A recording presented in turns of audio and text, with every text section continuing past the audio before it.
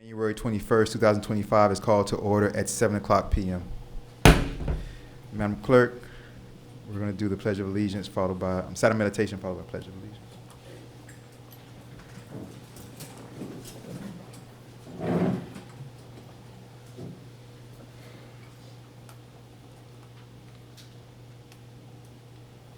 I pledge allegiance to the flag of the United States of America, to the republic for which it stands, one nation, under God, indivisible, liberty and justice for all. Thank you very much. May I please have a roll call, please? Roll call. Chair Nickerson. Here. Vice Chair Martin. Present. Member Erbaum. Present. Member Lightfoot Ward. Member Winters. Present. Also present for the record is Janice Jacoby, Village Clerk, Christy Alou, Village Manager, and in place of Attorney Geller, Attorney Elberg. You have a quorum. Thank you very much. Appreciate that. Do I have a motion to approve the agenda?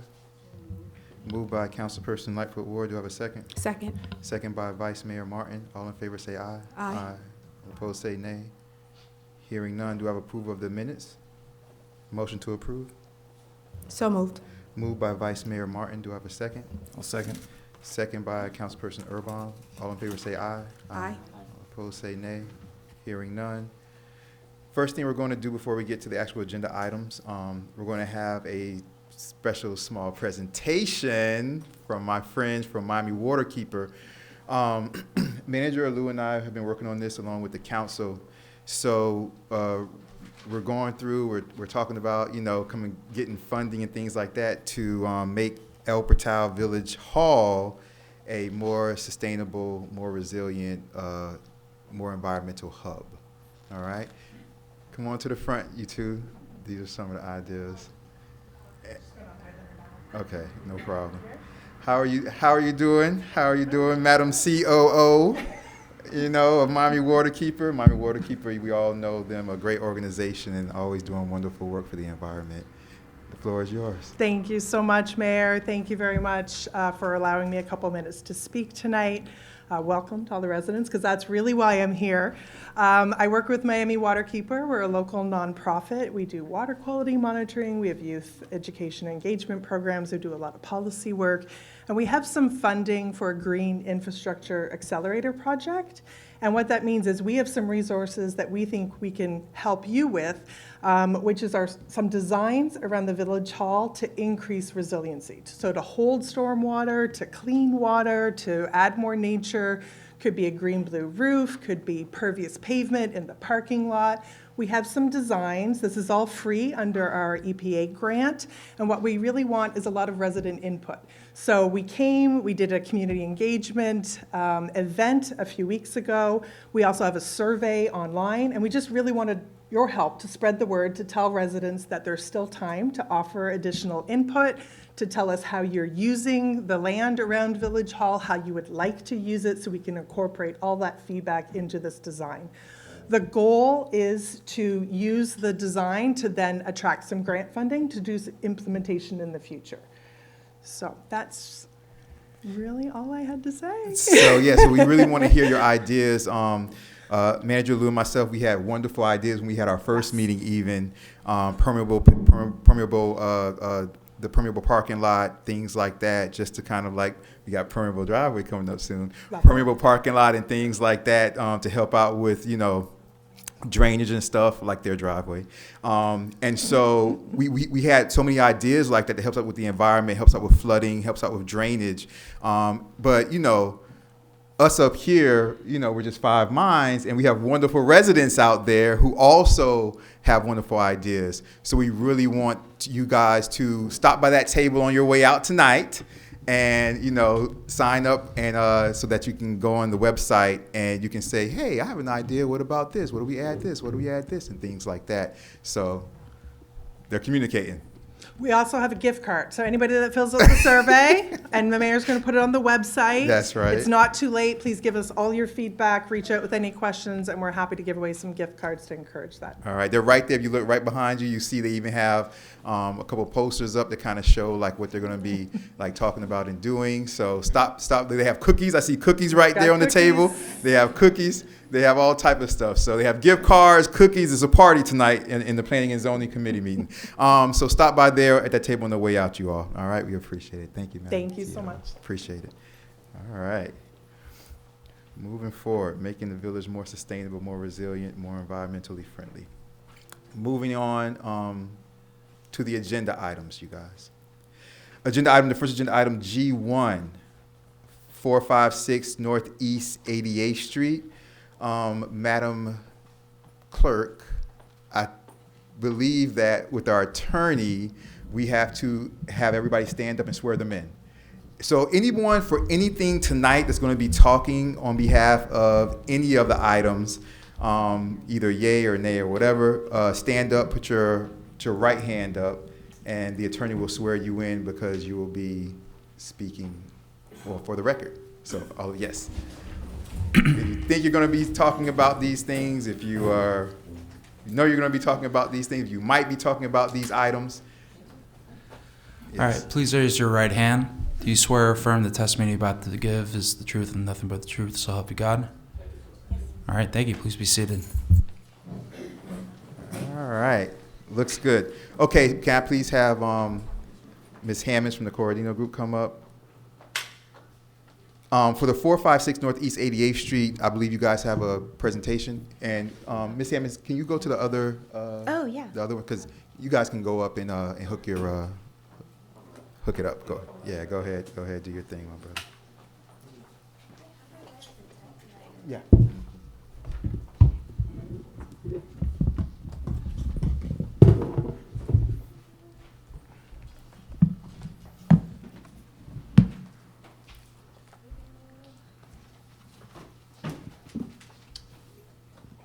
Thank you very much. I appreciate it. It worked a minute ago. We'll get it up. It's all good. Yeah, it's showing just the home screen. Mayor, while they're getting their presentation, I can do Yes, this let's statement. go. Yeah, let's say that real quick. I just wanted to let everybody know that we have a new system for advertising, for posting a poster on your site. This is, if you're approved tonight at the planning board, there's another meeting that you're going to need to come to. That's the village commission meeting, or council meeting.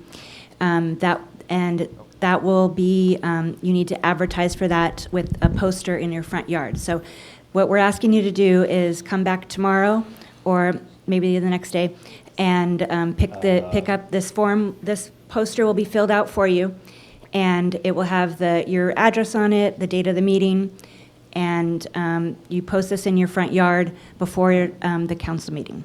Yeah, so anybody who passes tonight, this is the committee level. So if you pass the committee level, you also then have to pass the finally at the council level, which would be a council meeting. This is a committee meeting.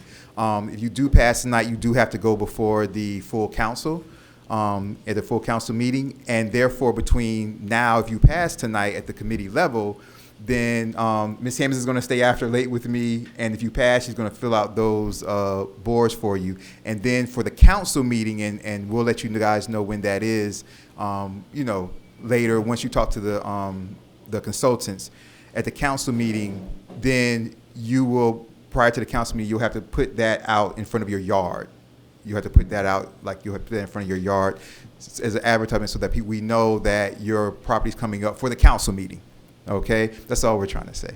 All right, so if you pass tonight, hopefully, everybody, who's doing good, you guys will pass tonight. If you pass tonight, just make sure that you know that you have to come back sometime this week to pick up your board there. All right, you guys. Okay. Appreciate it. For 456 Northeast 88th Street, I'm gonna go to you guys in a second. Just Ms. Hammond, just introduce the item for us. Thank you, yes.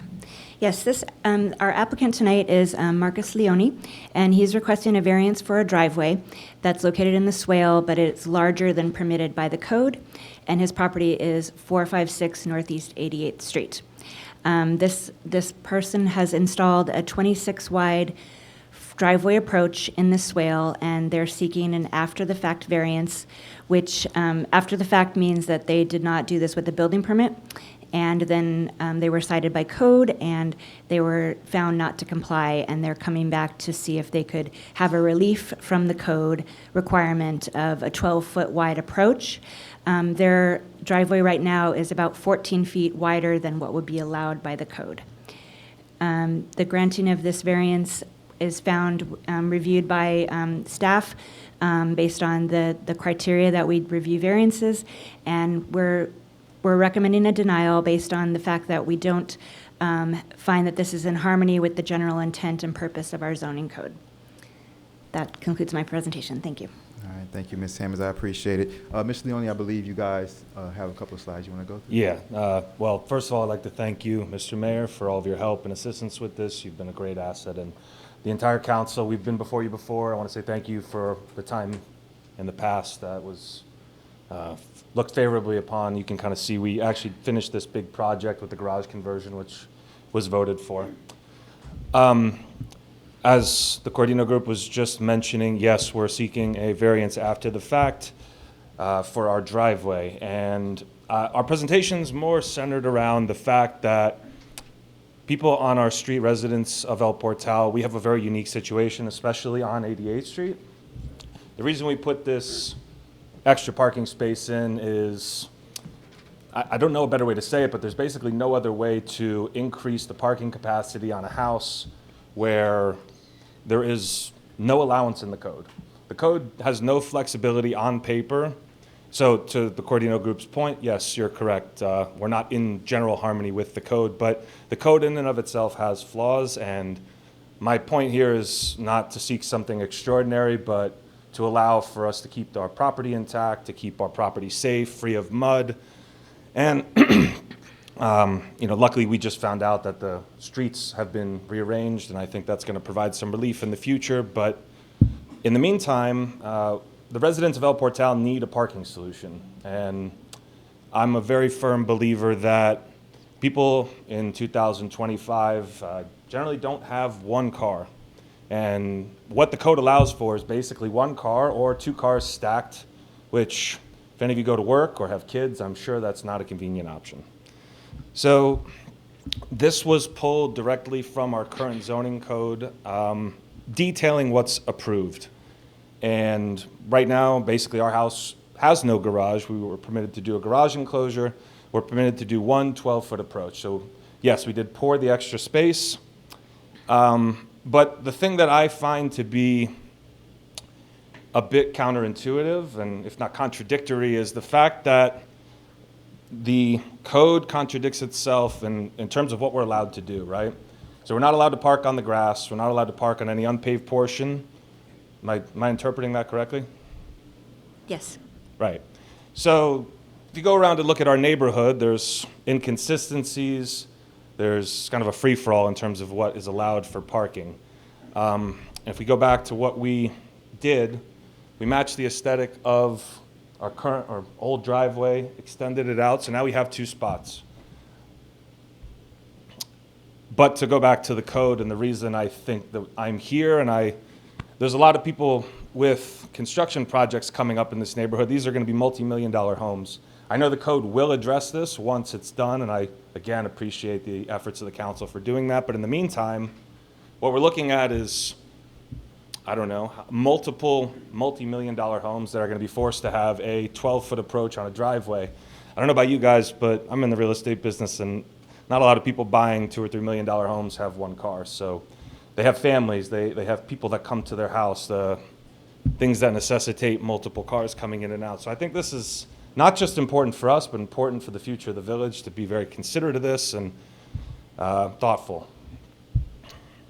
So the summary of the issues, that the way we see it, lack of code flexibility is leading to damage. I know we have a couple people that live on 88th Street that are here. Our swales are destroyed. We have a unique situation on our street, and I know that Councilman Winters, you have a unique situation in Sherwood Forest. The streets are narrow. I'm curious if anybody on the council, do you know how wide our street is on 88th Street? You at it? Right. Yeah. Okay. So our street's 14 feet wide. That's not wide enough for anything. It's wide enough for one car, which luckily, and I don't know, when is the implementation of that street plan? Do we know? Yeah, it's not for a while. We're still in. So not for a while. We're going to be in a situation where on my street, on 88th Street, all the residents are now having to contend with UPS trucks, Amazon trucks, FedEx trucks, delivery trucks, cars that pass each other. It's extremely unsafe for anybody who has kids. It's extremely unsafe for me and our neighbors who have dogs who are walking, and generally not advisable in my opinion, but we have to work with what we have, and I'm grateful that the streets are going to be moved around.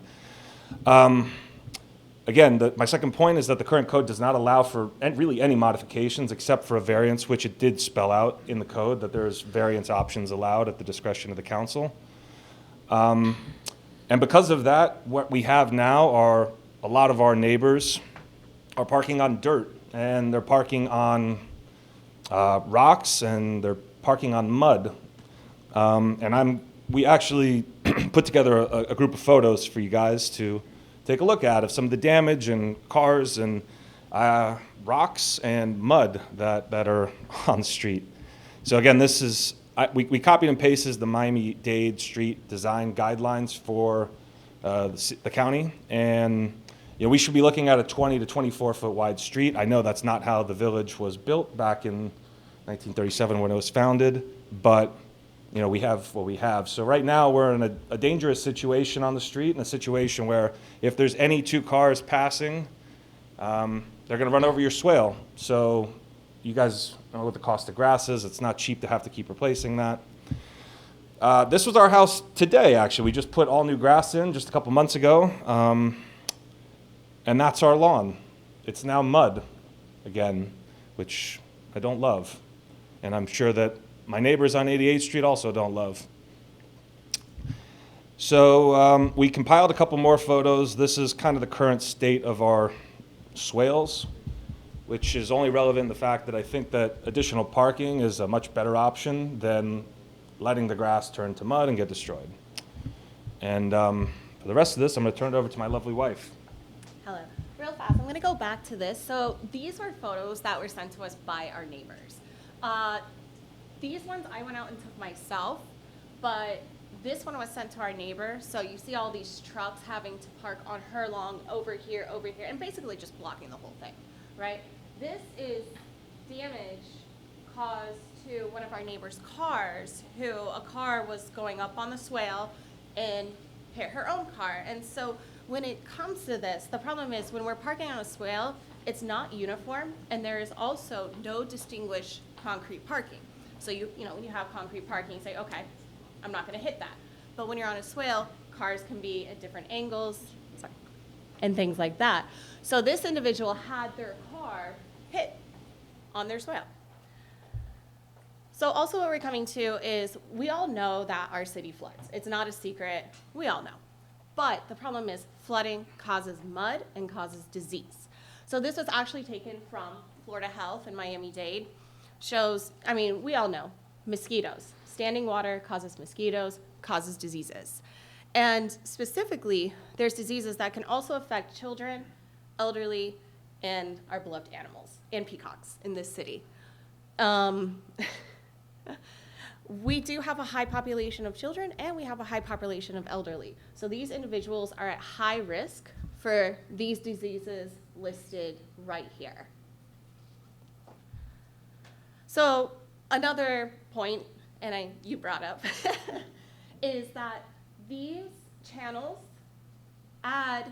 greatly do help with the flooding and the drainage that happens on our property. Happens to everyone, but also on our property.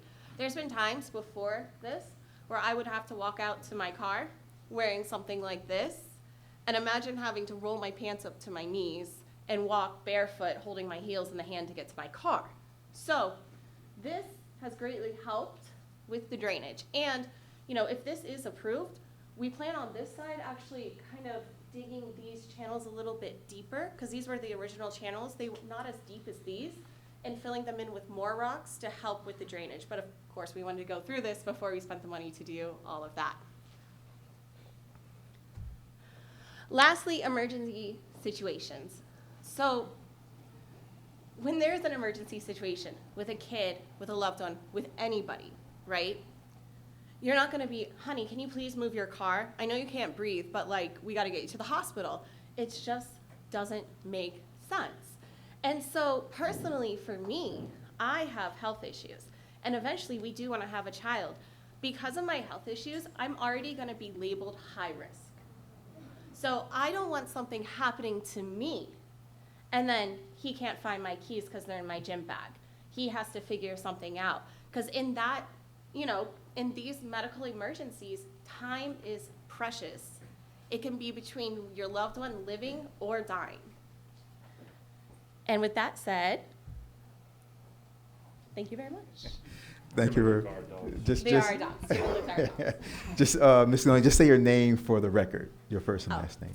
I'm Catherine Leone. All right, Ms. Catherine Leone. I'm going to go to the council in a second, and then after I go to the council, I'll go to if anybody in the audience has anything to say. But before I go to the council, I just want to say really quickly that, first of all, thank you for doing the driveway the way that you did it, because it does make it permeable and does help out with the drainage and the flooding. The picture, though, doesn't even do it justice. When I went to that property, and I've gone by that property a few times, doing my flyer packets and things like that and handing things out, it fits aesthetically perfectly with the property. It doesn't take away from it. It doesn't look bad. It doesn't look like, gaudy or horrible. It actually makes the property look very, very good. And, El Portal, we're just in this unique situation, which I think, a lot of other places don't have. When I tell people that, we were established in 1937, they're like, 1937, wow, we didn't know you guys were that old. But part of that problem of being established that old and, having the code and stuff like that is that back then, in 1937, even going into the 1950s and even in the early 1960s, most people had one car, right? Things have changed, but our properties, our code hasn't changed to be up to date to the way society has changed, which is a huge issue. So yeah, people nowadays have at least 2 cars minimum, if not a third car. There's a lot of people, and this is even before you get, children and teenagers and stuff like that. A lot of people might have 2 cars and 1 SUV. A lot of people might have a car, SUV, and a classic car they're working on to restore, right? These are just the realities of society nowadays. So I just think that we really need to kind of modernize ourselves with the realities of society, while still maintaining the culture of El Portal and the aesthetics of El Portal. But when I passed through and passed by that property fits the aesthetics perfectly, and it looks really, really good. And I really appreciate the drainage aspect. Can I add one thing? Mm-hmm. We bought this house 5 years ago, so this is our 5th year in El Portal. We intend to raise our children here in the future, and we made a pretty significant investment already in the home. Added solar panels, completely modernized the interior, and quite frankly had to fix a lot of issues that when it was sold to us with plumbing and stuff. So we're here long term. We intend to make this our home for quite some time. And, again, I appreciate everybody listening. And I hope that this makes sense, because there's a lot of, I think El Portal is really in this phase where we're growing up. And I think the village is going to be the really, really hot neighborhood for a lot of families and a lot of young people moving here. And I think that's really important to keep in mind, because we have a room full of builders and developers and people wanting to invest a lot of money here. And I think some of the things that are being proposed to modernize the code and some of the stuff that we're talking about here are vital to not just increasing the tax base, but modernizing the neighborhood and bringing it into the 21st century. So with that being said, thank you for your time. I really appreciate it. No, I appreciate you. I'm about to go to the council, and it's interesting because I remember when I spoke to you all, I had no idea, speaking to you long term, and you guys have been here. How long have you guys lived here so far? We bought the house 5 years ago. 5 years ago. Look at that. But for a while, one side of the house didn't have plumbing, because of the previous owner, how things were set up.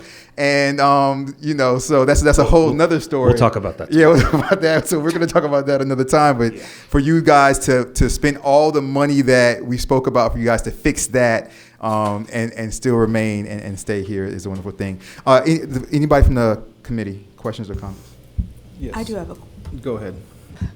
What was the reason why you guys did not seek the variance prior to completing the work? I didn't know. I didn't. Well, honestly, I didn't know that we needed it, and I had my concrete contractor do it while they were building because the swale was turning into mud, and it seemed like a good idea. I got permits for everything else. Spent That's money on the part that gives me pause, is because I know you mentioned that you did a full garage conversion. I'm just wondering how you were not aware of the fact that you would probably need a variance to double the size of that. Well, I'm not going to sit here and lie to you. It was in the middle of a construction project, and I think he saw the opportunity to do it, saw the opportunity with the concrete person being there, and at the time during COVID, it was very hard to get people to come out. So it's kind of like the opportunity presented itself at the time, and maybe partly ignorance, but I'm an attorney, and I know ignorance is not a... Could you I'm not here to make that argument. I'm just telling you the truth. No, I'm an attorney as well. Yeah. I appreciate the Yeah. honesty in you saying that, and I'm definitely not against modernization. I just think that this type of ad hoc modernization is something that may set a precedent that we may not be willing to deal with. I guess we can all perceive an issue and we can all just unilaterally make our own decisions as to how to solve that issue. But I don't think that that's conducive to creating a communal plan that helps us move together in one steady, focused manner. So, I get what you're saying as far as the issues present. I think the way that you've chosen to solve it gives me pause. But I leave the floor to Councilman Erbaum for his question. So how are you doing? Yeah. So raised by an attorney, not an attorney. I'm a wage earner, so I come from the kitchens and waiting tables for most of my life, 25 years in hospitality, almost all of it fine dining here in Miami. I've been telling the council for more than 2 years, there's a tsunami of attorneys headed for this village. Of course they'll buy a $2 and $3 million home if they can only park 2 cars in it, because they're doing it because they're overextended on debt, they can't afford the larger lots in Miami Shores, and they're going to just do whatever they want and ask the council for the variance after the fact. So you just explained in extraordinary detail our permitting process, our code, and then on this issue, magically, there's no understanding that you know exactly what the strategy was. It'll be fine. This is extremely frustrating. I just want the council to understand that this is going to be the rule, not the exception, of almost anything that we're going to see in the coming years. People will pay $2 and $3 million if you have no parking. Do you know why? You're in real estate. It's a very simple answer. It's the elevation. It's the elevation. Your house is technically worthless, no matter how recently it was built. It's the land and its elevation that has the value. Even with the most newest construction in this neighborhood, it's still only the land that holds that value because of the elevation. And so I'm also not going to, I have four kids. I'm not going to entertain bringing the need for this to the level of life and death. It's further evidence from my point of view that you shouldn't have done it. I agree with the mayor. It's a nice job. It looks nice. I'm not sold that it helps with the flooding, but as long as it hasn't made it worse, then that would be a win. because technically, anytime anybody puts in a structure like that in their swale, it's going to increase the flooding in the street and then for the neighboring properties that goes sideways and then wherever the street allows it to. So I'm extremely frustrated with this application, specifically because I have two knowledgeable, knowing people who blatantly and clearly are just relying on, it's a bully tactic. It's passive aggressive bully tactic. I don't have too much patience to not just call it out like that. And I'm extremely frustrated that I'm not surprised, not even in the least. I've been telling the council for 2 years this is exactly what's coming. This is going to be the rule, not the exception. And if we decline the variance tonight, what is your next course of action? So Is it to sue the village for keeping the driveway? So let's first start off with addressing your comments about the, In the microphone, please. oh, sorry. Addressing your Also, comments. I'm sorry, state your name for the record because then for the minutes. Catherine Leone, again. Understand your frustration towards, the code and what people are doing. And I mean, we are equally as frustrated. I can't tell you our intentions at the time of doing that. I think it's unfair to say that we are trying to bully people and harass them because we are here. We have been working for almost 2 years to do this after the fact. I said it's a because we passive did- aggressive bully tactic is what I said. Bully tactic, yes. Yes. That is not our intention at all, and it's somewhat unfair to say what we were intending at that time because that is not what we are intending.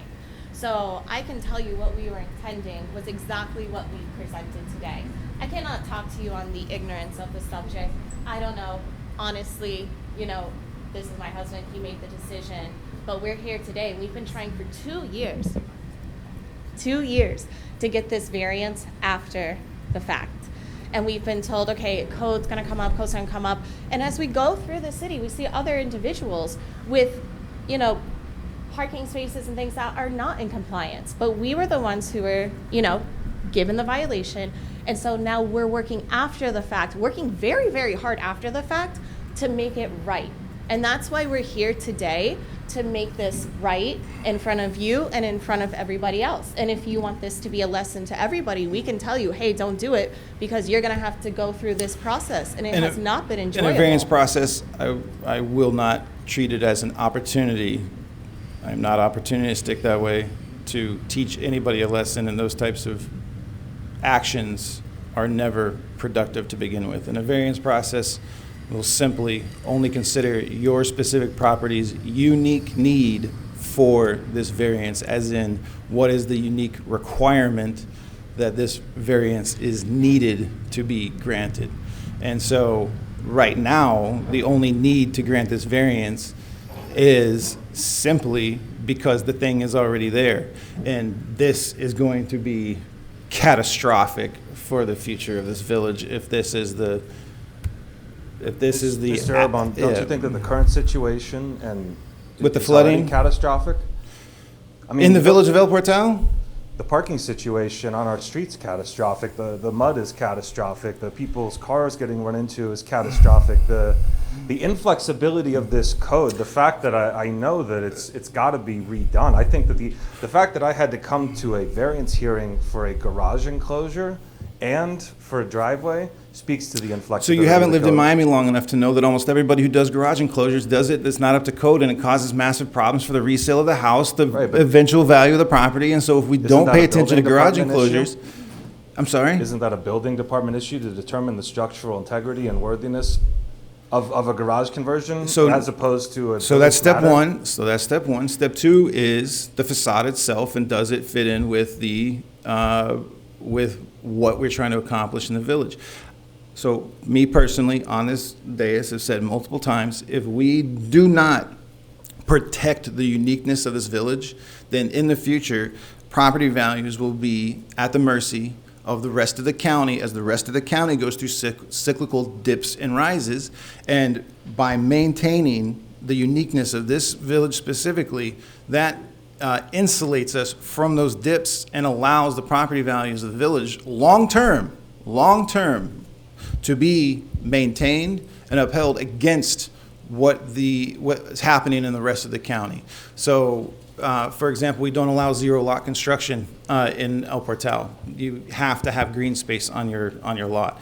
And so if you drive through Coconut Grove right now, I mean, I'm sure the houses are very nice on the inside, but it is not enjoyable to drive through Coconut Grove right now or even walk through Coconut Grove right now. It looks like a developer's nightmare, to be perfectly honest, in terms of like the what's happening. And I use Coconut Grove frequently as an example of this. And yet that's some of the most expensive price per square foot real estate in the city. And I own an appraisal company, so I deal with this stuff all the time. As the development rolls north from Buena Vista all the way up to 125th, because of the elevation, in the next 10 to 15 years, everyone from Buena Vista, put a little further up to like say 47th, okay, all the way up to 125th, all right, are going to outpace low-lying Coconut Grove's square footage. The geography of Miami-Dade County is changing right in front of our face. On the beach, you're going to have all those single-family homes raised, and you're going to get 3-story palaces built on stilts. Nobody's going anywhere.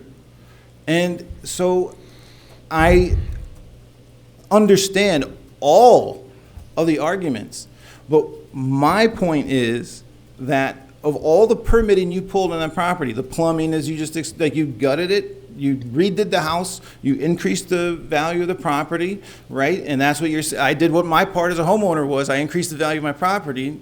You're not asking,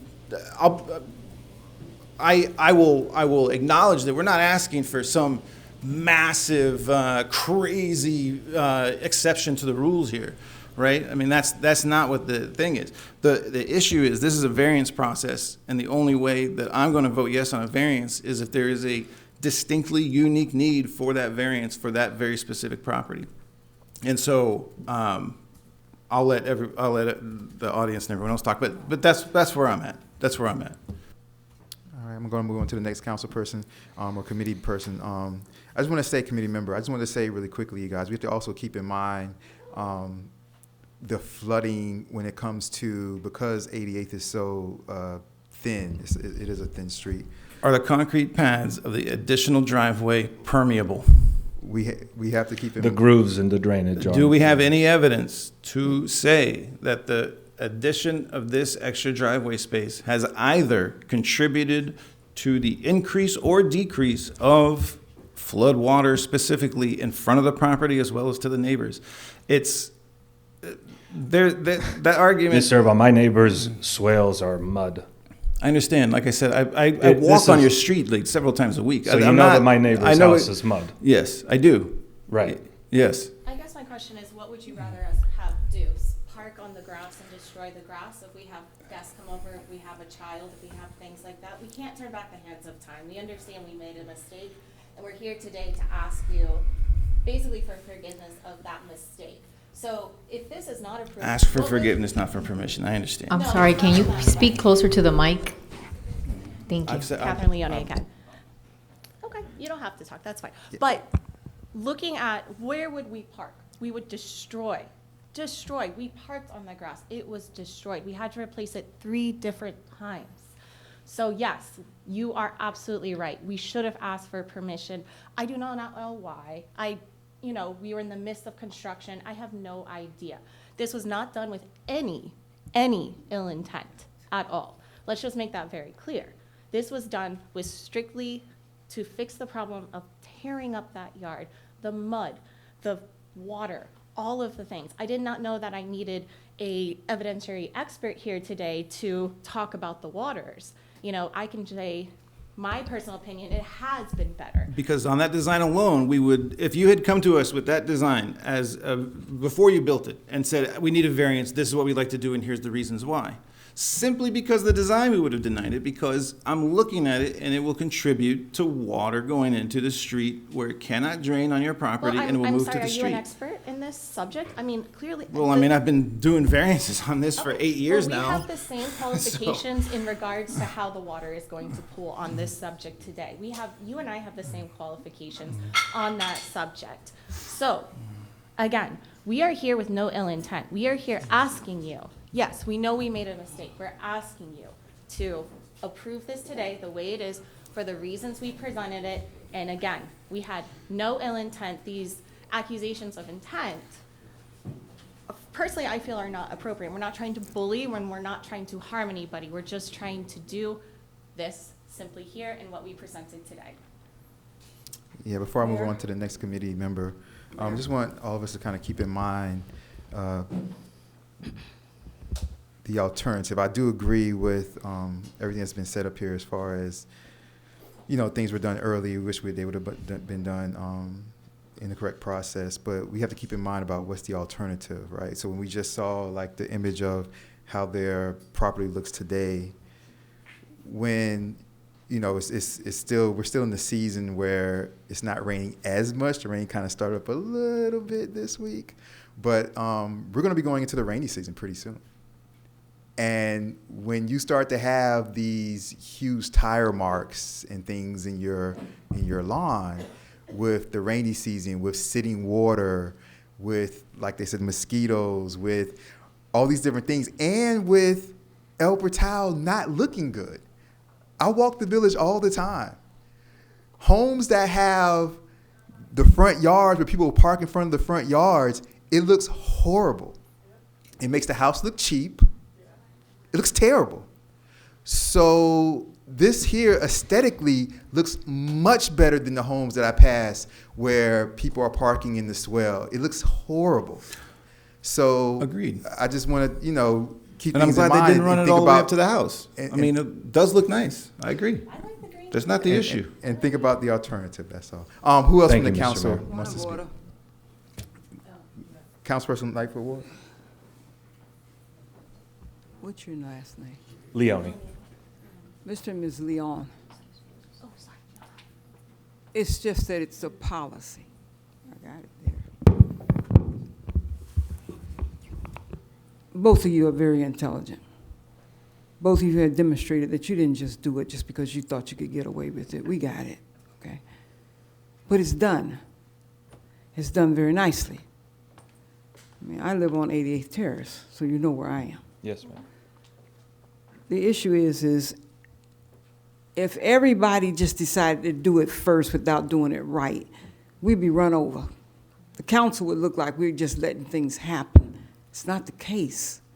I hear you. I really do. You weren't trying to do anything wrong. You weren't attempting to get away with something. You weren't doing that. The fact is, but you did. All we're asking is that what you said tonight does not justify it. It's just wrong. But it's done now. The answer to the question now is, what do we do about it? Do we ask you to tear it all up? What is the legal ramification? What is the legal ramification for what you have done and how you can keep it? Because we could be here all night talking about what happened. We know what happened. We want the remedy in that it does not happen to anyone else. It's not on the book that you can just build anytime, anything, anyway. And it does look nice. What I say, I'm right around the corner from you. Yes, ma'am. So it just shouldn't have been like that. And I'm listening to you all. You're both educated people. Whatever the incentive was, it's still wrong. Now we have to decide how it's going to stand. Enough talking. We know you didn't mean to be rude. You weren't trying to do something wrong, but your property really does look good. Come Thank on you. now. I'm right around the corner. We're doing everything to make our property nicer, and honestly, we love El Portal. I even dragged my parents here. They're in the audience. They bought a house on 90th Street. I mean, we do love it. Closer to us. Yeah. It's, But you don't have to explain. I'm just Thank simply telling you. We know. We see it. But we don't need all these people in here to do the same thing because you got away with it. No, we need to be able to say, the code does not say do it however you want. The code says we have the provisions for how to do these things. I agree. I yield, Mr. Thank you Mayor. very Thank much, you for hearing Councilperson. me. I have a comment. I should have known that was your mom. I saw her taking video. I would do the same thing for my sons. I probably will be. She doesn't in like get to 20 see me at years. work, but I guess she gets to see me here. She's proud. Very cute. Welcome. I do have a question for Scarlett, if you could. I also am not a permeability expert, but I'm hoping you have some guidance on this. Which is more permeable? The grass iteration of this property or the one with the concrete swales and the channels in the center? Yeah, that's an easy answer. Obviously, the grass is going to allow water to go through. Okay, so we've made it less permeable than it was Correct. previously. Correct. And there has been much talk for a while now about issues with permeability and flooding and the increased appearance of concrete slabs like this in driveways, kind of making the problem worse as it relates to flooding in the village. So that's one of the things that I'm thinking about when I'm analyzing this situation. And in addition to that, the irony isn't lost on me that you guys enclosed the garage and then now are talking about issues with parking. Well, So- the garage couldn't fit a modern vehicle. Okay. Yeah, it wouldn't, it couldn't, I mean, maybe like a Mini Cooper, but I don't fit inside a Mini Cooper, so I don't think I'd be able to do that. But the garage was the size it was, I'm assuming, when you purchased the property? Or did it? It get was whatever size was built in 1950, question mark, whenever the house was built. So it was built for a different era. Okay, but when you purchased it in 2020, it was what it was? It was existing. Okay. So all of those things, when I think about it and when I consider what we are trying to accomplish and where we're trying to move and what we've spoken about as it relates to a comprehensive plan on the types of driveways we're considering, the types of building materials we're going to allow, I think that this is completely counter to what it is that we've contemplated. And I know that it is present and it is here. I think to your question, Councilwoman Lightfoot Ward, the remedy would be for them to remove it or a portion of it to make it comply with the code. Would that be the remedy? Correct. Yes. So if we did say no, we were not granting the variance tonight, that would be the result. So I just want to be clear on what it is that will happen with either route. If we say, yes, the variance is granted, then they will keep it as it is. And I think we will be sending a very interesting message to others who choose to proceed in this way. Or if we say that we're not granting the variance, the remedy is that they would have to come into compliance. And that's the end of my comment. I can tell you that with like how our yard is, when we did not have this, the water would just pool and create massive amounts of mud. So yes, the grass would absorb, but we receive, I think I put on there 5.6 inches of rain on average from, I forgot what months, but a lot of rain. The ground literally cannot absorb that much amount of rain. So it does create mud. It tears up the grass, to be honest. Like, it's not healthy, happy-looking grass. It's overwatered, it's dead, and it's muddy. So I understand, you know, from code perspective, from aesthetic perspective, things like that, you know, it is nice seeing that green space there. And the grass, of course, grass is more absorbent than concrete. But in this scenario, there's just too much water. There's too much of it no matter what we do. Even when we had it, there was too much of it. And when we did have that garage, it still did not fix the problem. Like, if we could hypothetically fit a car in there, which we really couldn't, it was very small, it still would not necessarily fix that problem that we still have today. And I mean, if you're looking at the driveway, some of you have been by the house, it fits about 3 cars comfortably. Not like 5, 10, 15. We're not trying to be like Doral or Hialeah where it's just basically all concrete. I like the birds. I like the yards. I like the trees living here. We used to live in Midtown. And the joke is we used to live in Midtown.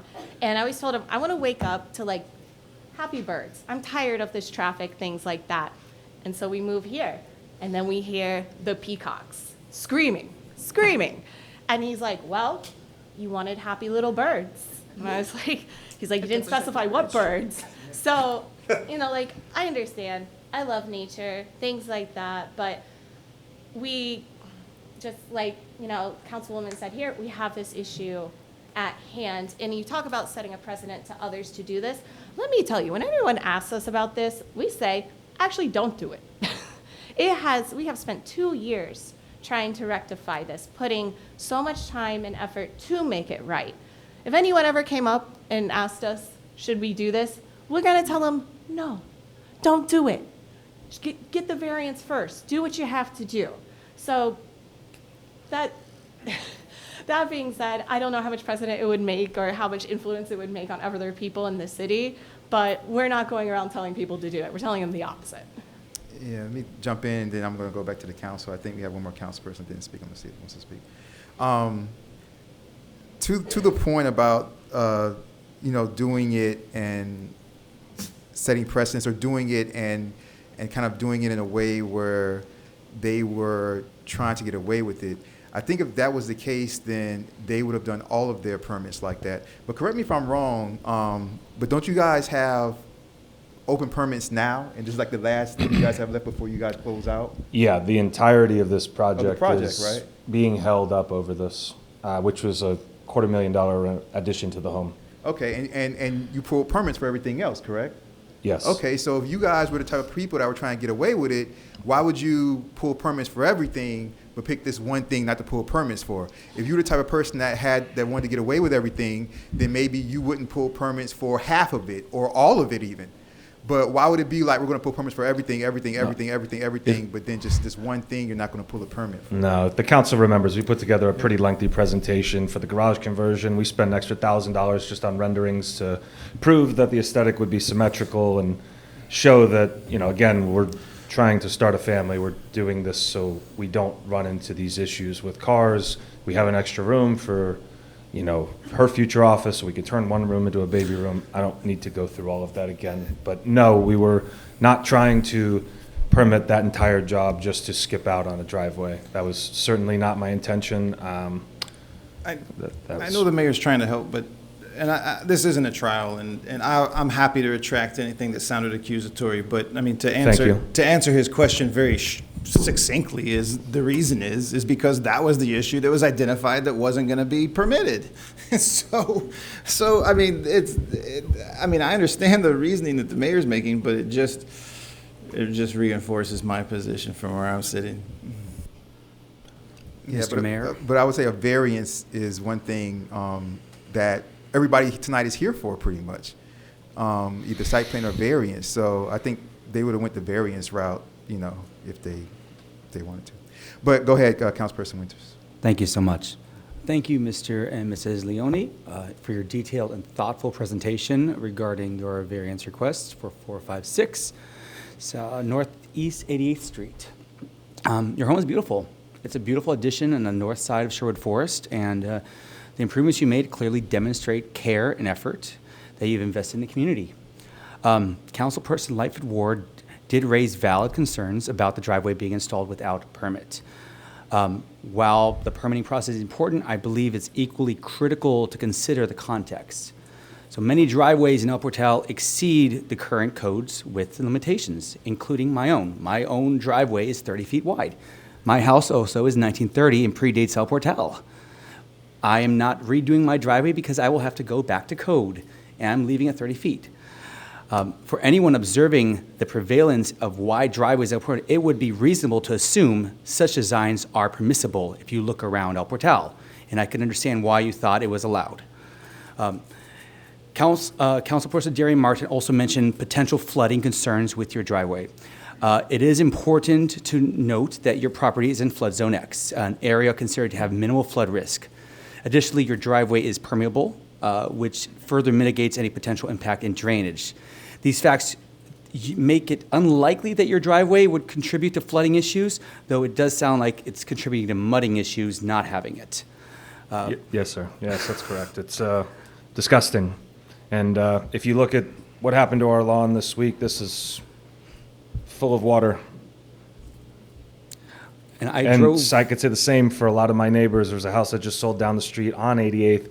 It's $2-something million. You know what their swale is? It's mud. The whole thing is mud. It's full of water and it's full of mud every single day. That other house that sold on the corner, brand new, beautiful one. New residents, a lovely couple. They moved into the neighborhood. I would say, 15, 20% of that swale is now also turned into mud. And every person that's here tonight, I've gone to their property, and I want to give everyone a valid chance. And I drove to your property, and I parked there. And if you did not have that extra spot, I would have been parking on the swale in the grass. Or I would have been parking the street, which is not narrow. It's too narrow to even fit 2 cars. So I used that parking spot to actually visit your house. But Councilperson Auburn has expressed concerns about the potential precedent set by approving this variance. Respectfully, I believe the situation highlights a more urgent need to update our outdated code, which does not reflect the realities of life in El Portal today. Many citizens have already expressed a desire for driveways that accommodate modern households with multiple vehicles. As chair of the Code Enforcement Committee, I'm actively working to address these concerns and modernize the code to better align with the needs of our community. This is why we're going to be having a town hall soon to even talk about this and what the actual people in this neighborhood actually need.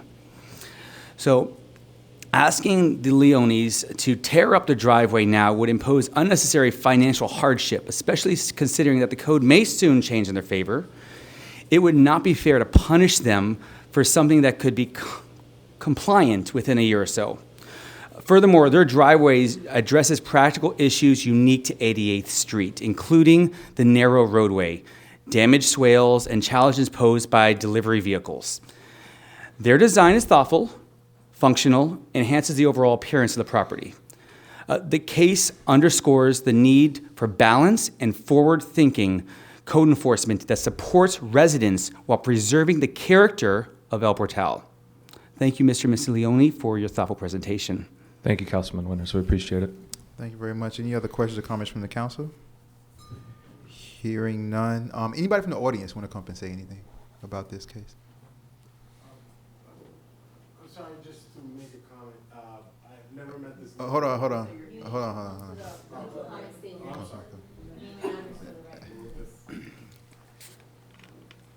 Just say your name and address for the record. That's all. How you doing? My name is Diego Castro. I live in 150 87th.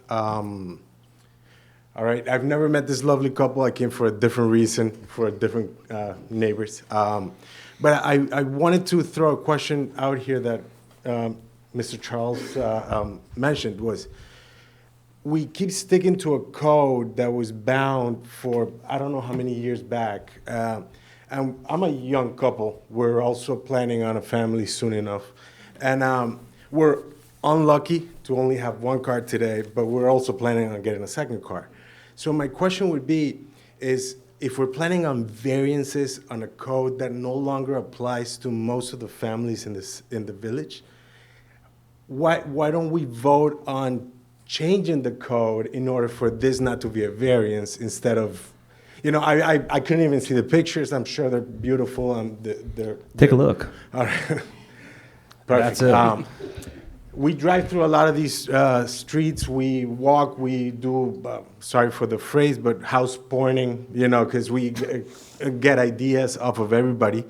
And this is just the reality of modern life.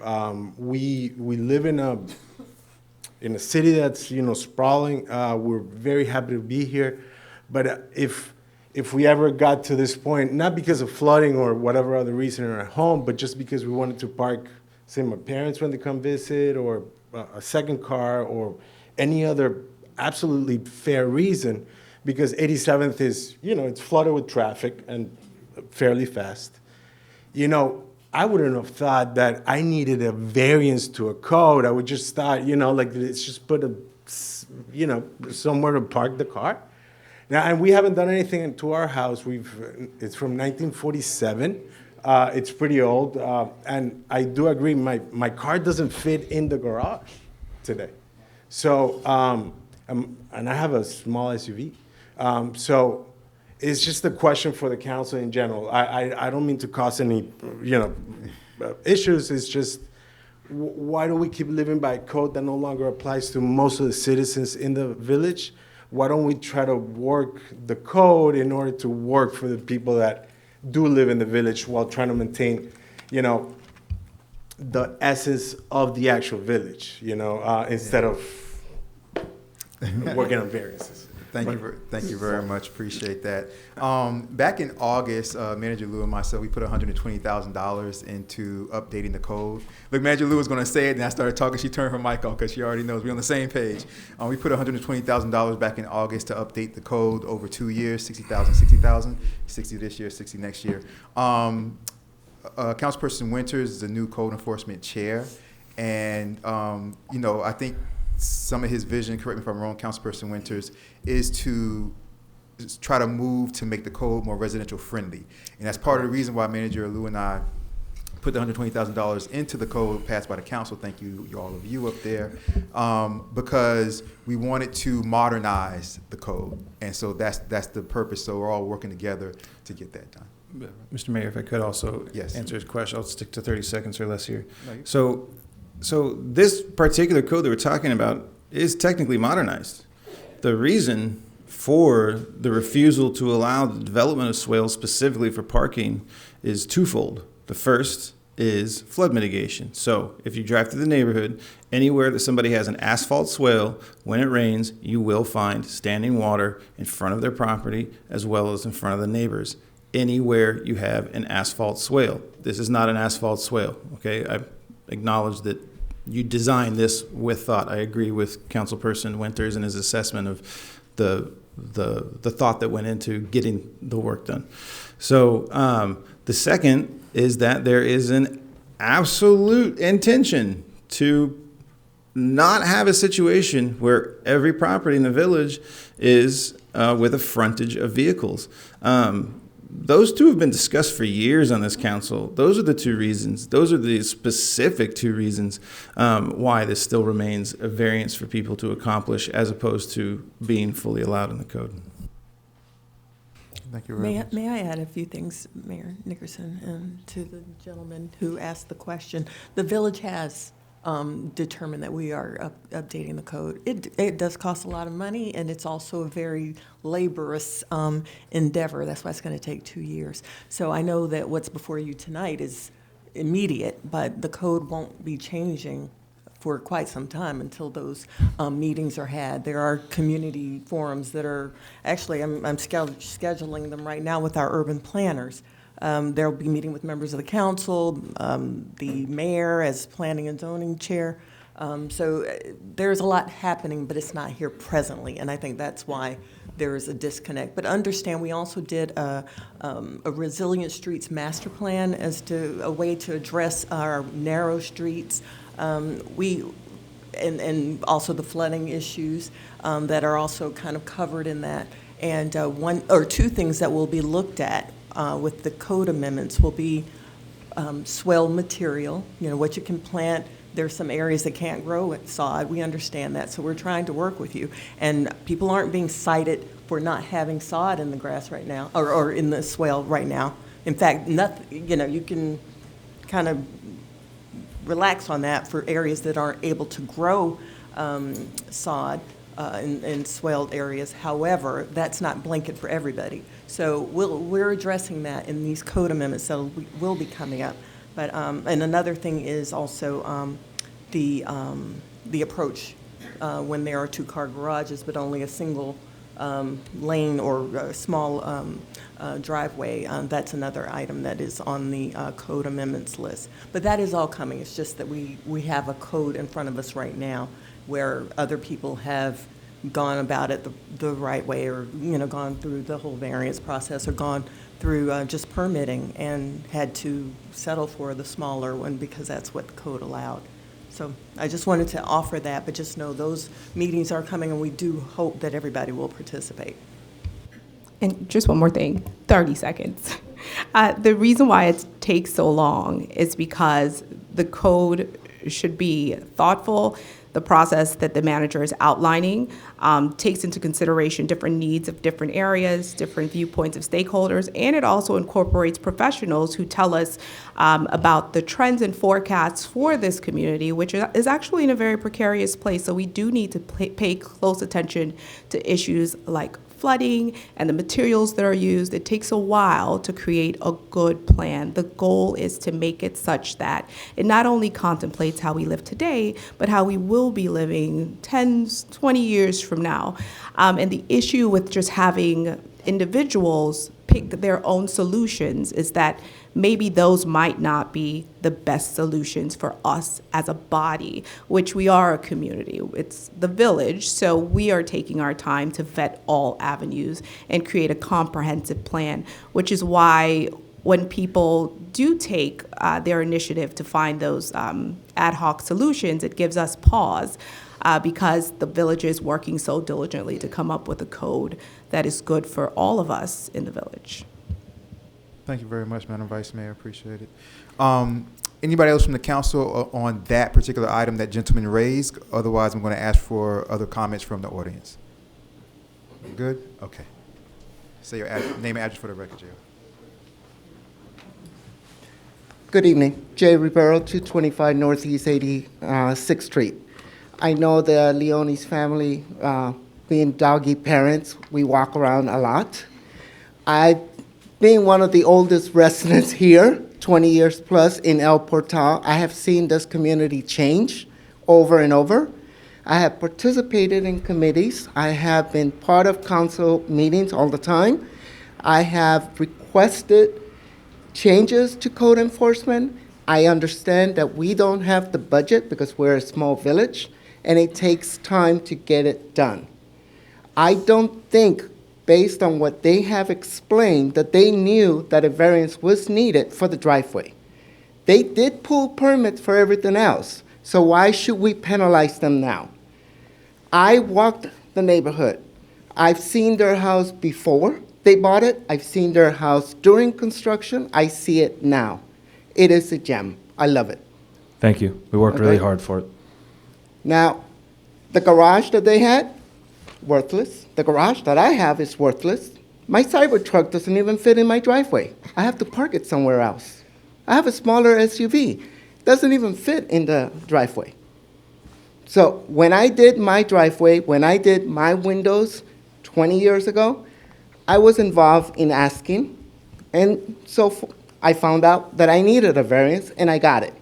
But one thing I do want to show and have people be aware, new residents are coming in, they're very busy, professionals, whether they work at home or in office.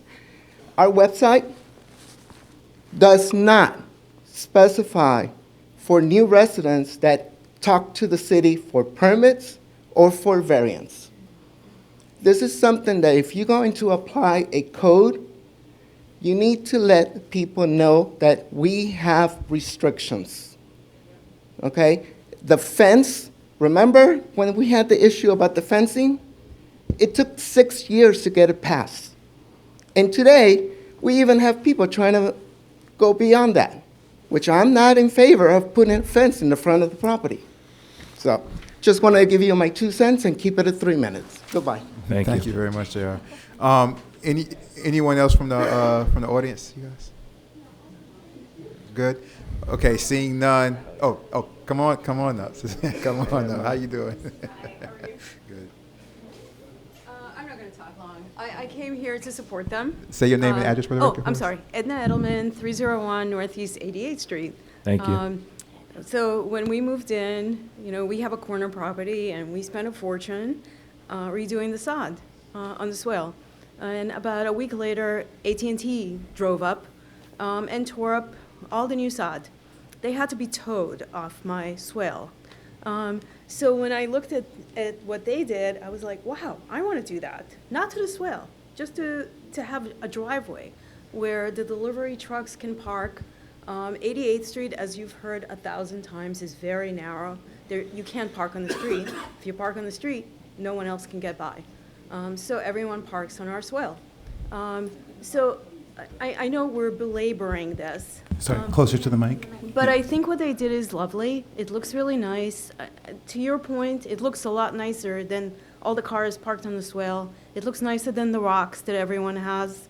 And I mean, the flooding, my swale died between the delivery trucks and all the rain. The grass died, and I'm not replacing it. So now I have mud and weeds all around my house. So I hope that this variance passes. Thank you, Edna. Thank you very much. Anyone else from the audience? Say your name and address for the record, please. I'm totally unprepared for what I'm going to say. I'm Kim Leone. I live on 286 Northeast 90th Street. I have personally walked around the neighborhood multiple times with my dogs, their dogs, and looked at all the gravel that's not uniformly enforced, so they would allow permeable area in front of their house to deal with the soil drainage issues. I think we've lost our focus. We need to come to a conclusion about this. They're trying to better the neighborhood. They work pretty hard. I personally know Catherine, who runs her law firm, was trying to supervise the construction of the house. He's trying to run his business. This is the first home they've owned, and they really tried to do their best to comply with the neighborhood. Thank you very much. Well said. Thanks, Mom. Not just as your mom. See, guys, not every variance gets their mom to come out and speak in support of them. Good stuff. Only in El Portal, people. Only in El Portal. Is there anybody else from the audience? You can't, after Mom, you got to come good now. Yeah, seriously. Mom hit it out the park now. You got to come right. Seeing, hearing none, I'm going to go back to the audience. Go back to the council. Do I have any last questions or comments about this? Yes, sorry, I'll keep it to a minute here. I was hoping that a neighbor would step up and, from the block and say something. So I do actually know Edna. Do you know Lucy? So I'm not as well. Okay. Yeah. So All right, fair I enough. usually see Edna in social functions without Lucy. Lucy's awesome. Yeah. And so, however, I was hoping that there would be a neighbor who would stand up and speak, and appreciate everything she had to say, because one of my concerns is for your neighbors. Really, truly. And so, keeping it to a minute here, I'll just say this, Mr. Mayor. I believe that one of the keys to maintaining property values in the village going forward for the next 20 to 30 years is kind of an atmosphere of exclusivity. And what I mean by that is, for example, there should be no contract work done on weekends at all in this village. It should be exclusive to Mondays through Fridays. And in fact, I personally believe it should be 9 to 5. And that would be very, lots of contractors would have to work around that, but they would have to work around that. We would be the exclusive village. We would be the ones maintaining the quality of life for the residents. In addition to that, along the vein of the primary concern, which for me is the actual argument here, the winning argument from your side is the delivery vehicles. It is an absolute problem. It is a danger. You have now you've got me invested in the kind of life and death argument, because a moving mass like that making an And these guys are wild. Right, They're unpredictable, unhinged out there on the roads. Unpredictable behaviors, unpredictable parking. Yes, exactly. So, in the vein of exclusivity, I would like to see the village have an ordinance that says, FedEx, UPS. Basically, the U.S. Postal Service would be the only one allowed to bring a vehicle into the village. Everyone else would have to stay on 2nd Avenue or somewhere else and walk the village. And we have the police force that can provide the security necessary to ensure that those delivery drivers would be safe on foot, the packages would be safe once delivered, et cetera, et cetera. But for me, that's the winning argument, because I know exactly what Edna's saying. I understood it as you were saying it too. And for me, that is the compelling argument, that you have these absolute massive vehicles weighing 3, 4, 5 tons, 6 tons. And they're booking it. Right. Yeah. And they make sudden, unpredictable movements. Now you've got, everything from dogs and cats to small children at risk now. So absolutely. So especially on 88th from Park Drive all the way down, that's that 88th Street is actually, so you guys know, is actually the inspiration for Pluserbia. And then once I talked to Juan about that, I'm very excited about their urban streets design. 88th was the key to all of that, of this is why we need one-way streets in El Portal. Yeah. Well, So- I was very excited Yeah. when Councilman Winters came by and told me. I had no idea. I know that the mayor had told me that it was in the works. We're a but ways off yet, but it is. Listen, any reprieve in the the plan is future- done. The plan is done. Oh, we saw. Yeah. Yeah, it's very exciting. So- I think it'll be a big change. Thank Yeah. you for your Yeah. comments there. Any other questions or comments from the council or from the committee? Go ahead, Councilperson Lightfoot Ward. Call the question. Councilperson Lightfoot Ward, what do you want to call the question for the motion? Do you want to call? Yes. Do you want to make a motion? Call the question for the motion. Yeah. Do you want to make the motion, Councilperson Lightfoot Ward? 456 Northeast 88th Street, yes. I want to call the question. Let's vote. Okay. We're gonna vote. Are you making the motion though? Motion is that, what do we call it when, The variance, approving the variance. approve it? We can do that. Are we okay? We okay just to go and do that? Yes. Yeah. Call the question for the variance in favor of what they've already done. I like people having their chance. I'll second the motion. We have a motion. We have a second. Madam Clerk, may I please get a roll call, please? Roll call. Member Lightfoot Ward, Yes. Member Winters, Approve? yes. Yes. Member Urbom, Buy Edna a bottle of wine. Yes. Vice Chair Martin, No. Chair Nickerson. Yes. Motion passes 4-1. Can I say something real quick? Everybody's behind you. We love you all. And thank you, everybody. Even the no, but I'm going to remember that. But thank you. And I know. I think truly this is a special place. And I think to your point, Councilman Urbom, this village is the future of Miami-Dade. I think this is a really special place. I tell everybody when they're looking for a place to live that they should try to find a house here, but none of them can afford it because it's unbelievable now. But I think to your point, I think that this is a really special village, and I not just the peacocks and not just the narrow roads and the mud, but the rest of it. The neighbors here and everybody that lives here, I've never had such an enjoyable experience living in a neighborhood. Yes, and I owe you a bottle of wine. But I just want to say thanks, and I think that, you know, with this in mind, I think that this village has got to think about the future, and I know that I can see it very clearly now that you guys are thinking about that and considering that, and I think that there's a lot of minds in this audience, and I can see all of their big boards and their presentations.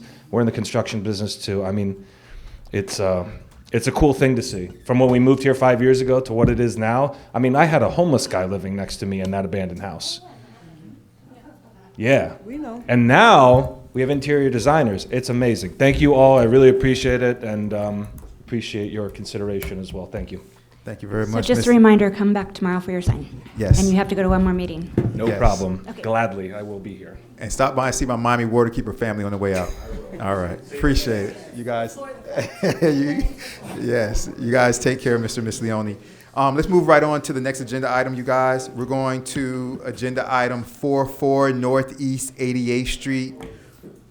New single-family residence, 44 Northeast 88th Street. May I please have the applicants up? Yeah. Bring it on up to the front so everybody can see it. No problem. No problem.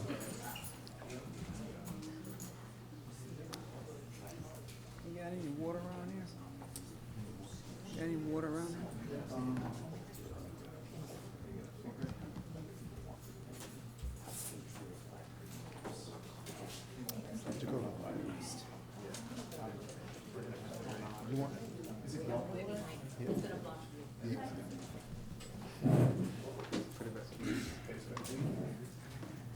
Yes, honey. You got water around here? You got water?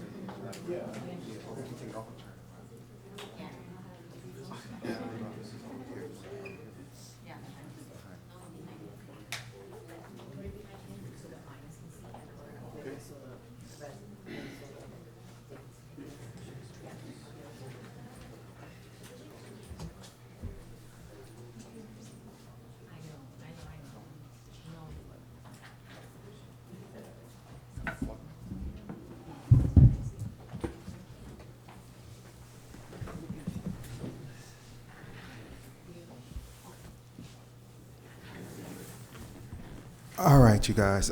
This is for 44 Northeast 88th Street. We're going to start off with Ms. Hammonds. Kind of give us the background on that. Yes, this applicant is requesting a site plan approval for new construction of a new home at 44 Northeast 88th Street.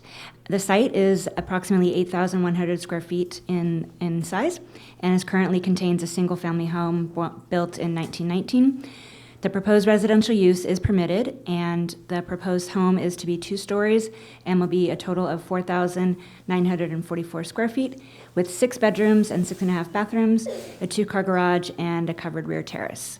The home was reviewed under the development standards of the code and found to be consistent, and they're not requesting any variances.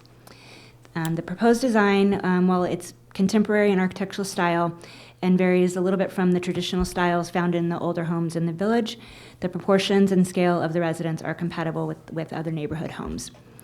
Approval is recommended for this new construction, and just to remind you, this came before you at the last planning board meeting, and I believe that there were a few minor comments, and it was asked to be deferred for the applicant to bring back some more information of specificity of design and materials and things such as that. So that's what they're here before you tonight, and they wanted to just clarify some of your questions. Thank you. Thank you very much. You kind of heard the background. We're going to go to the council. Questions and comments for either the applicant or just in general. The floor is open to you guys. I guess my only question is, what, if any, changes have been made to any designs or plans since we last spoke? Well, hi, my name is Joshua Rojas. What's the address again? 44 Northeast 88th Street. And we have updated a little bit of the facade. We made it look like the current house, how we see it now.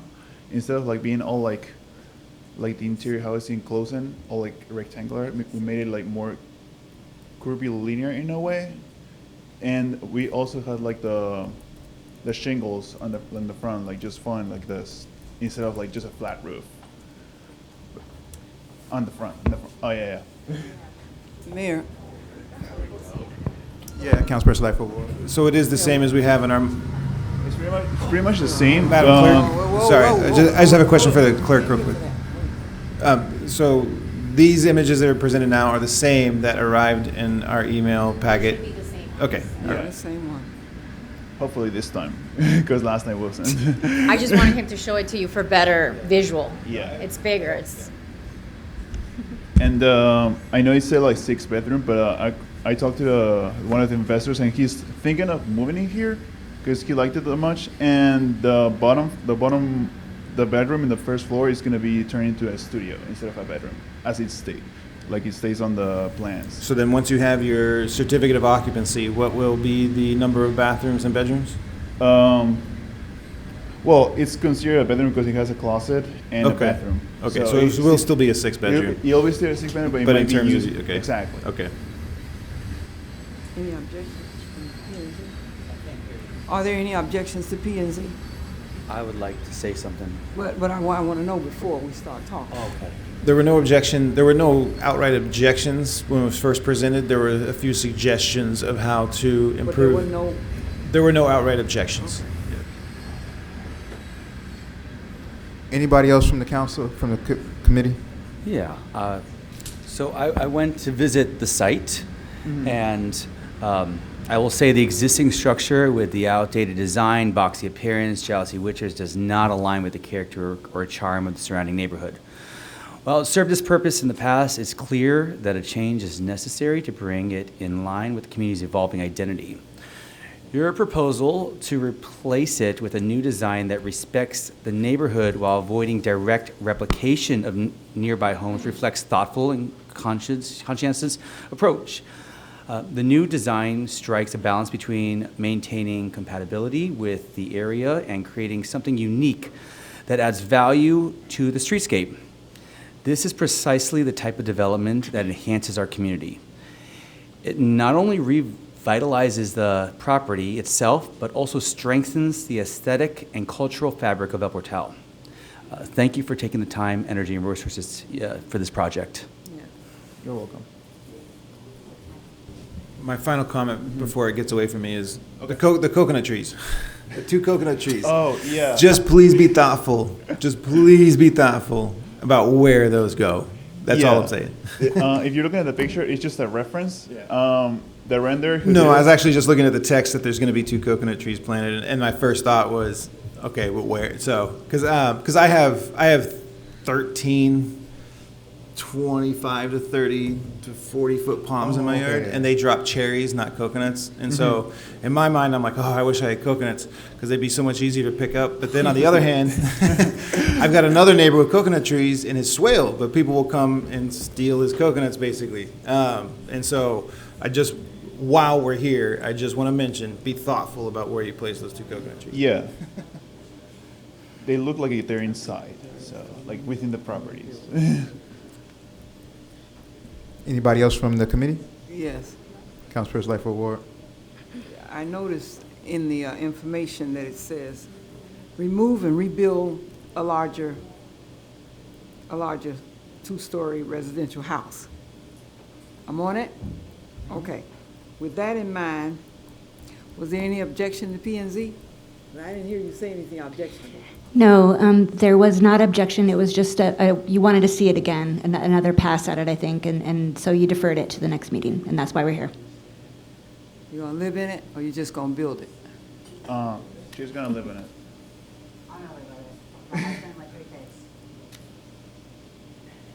You gonna live in it. That's a big house. You gonna live in it. Just you. You have 3 kids, you have 3 kids. Okay. Thank you very much, Councilperson Lightfoot Ward. Anybody else from the committee? Hearing, seeing none. Anybody from the audience have anything that they want to say about this particular project? Hearing, seeing none. Back to the committee. Do I have a motion to approve? So moved. Moved by Councilperson Lightfoot Ward. Do I have a second? Second. Second by Vice Mayor Martin. Madam Clerk, may I please have roll call, please? Roll call. Member Winters. Yes. Member Lightfoot Ward. Yes. Member Erbaum. Yes. Vice Chair Martin. Yes. Chair Nickerson. Yes. Motion passes 5-0. Very good. Thank you very much. Congratulations. Thank you. Thank you. If I don't have any objections, I would like to ask for, you guys are good. You guys, he's like, oh, he's like the mayor's gonna pull the rug from under us right away. No, we have an individual here. She is the original G6 for the fence. Her children are here with her, and they're falling asleep. And so if there's no objection, do I have a motion to move G6 up to the new G3? Can I have a motion for that, you guys? So moved. Moved by Vice Mayor Martin, second by Councilperson Lightfoot Ward. All in favor say aye. Aye. All opposed say nay. Hearing none. So the new G3 will be the fence, 149 Northeast 87th Street. 149 Northeast 87th Street. Ms. Hammonds, all right? We're moving to 149 Northeast 87th Street. Can I please have the applicant up here also?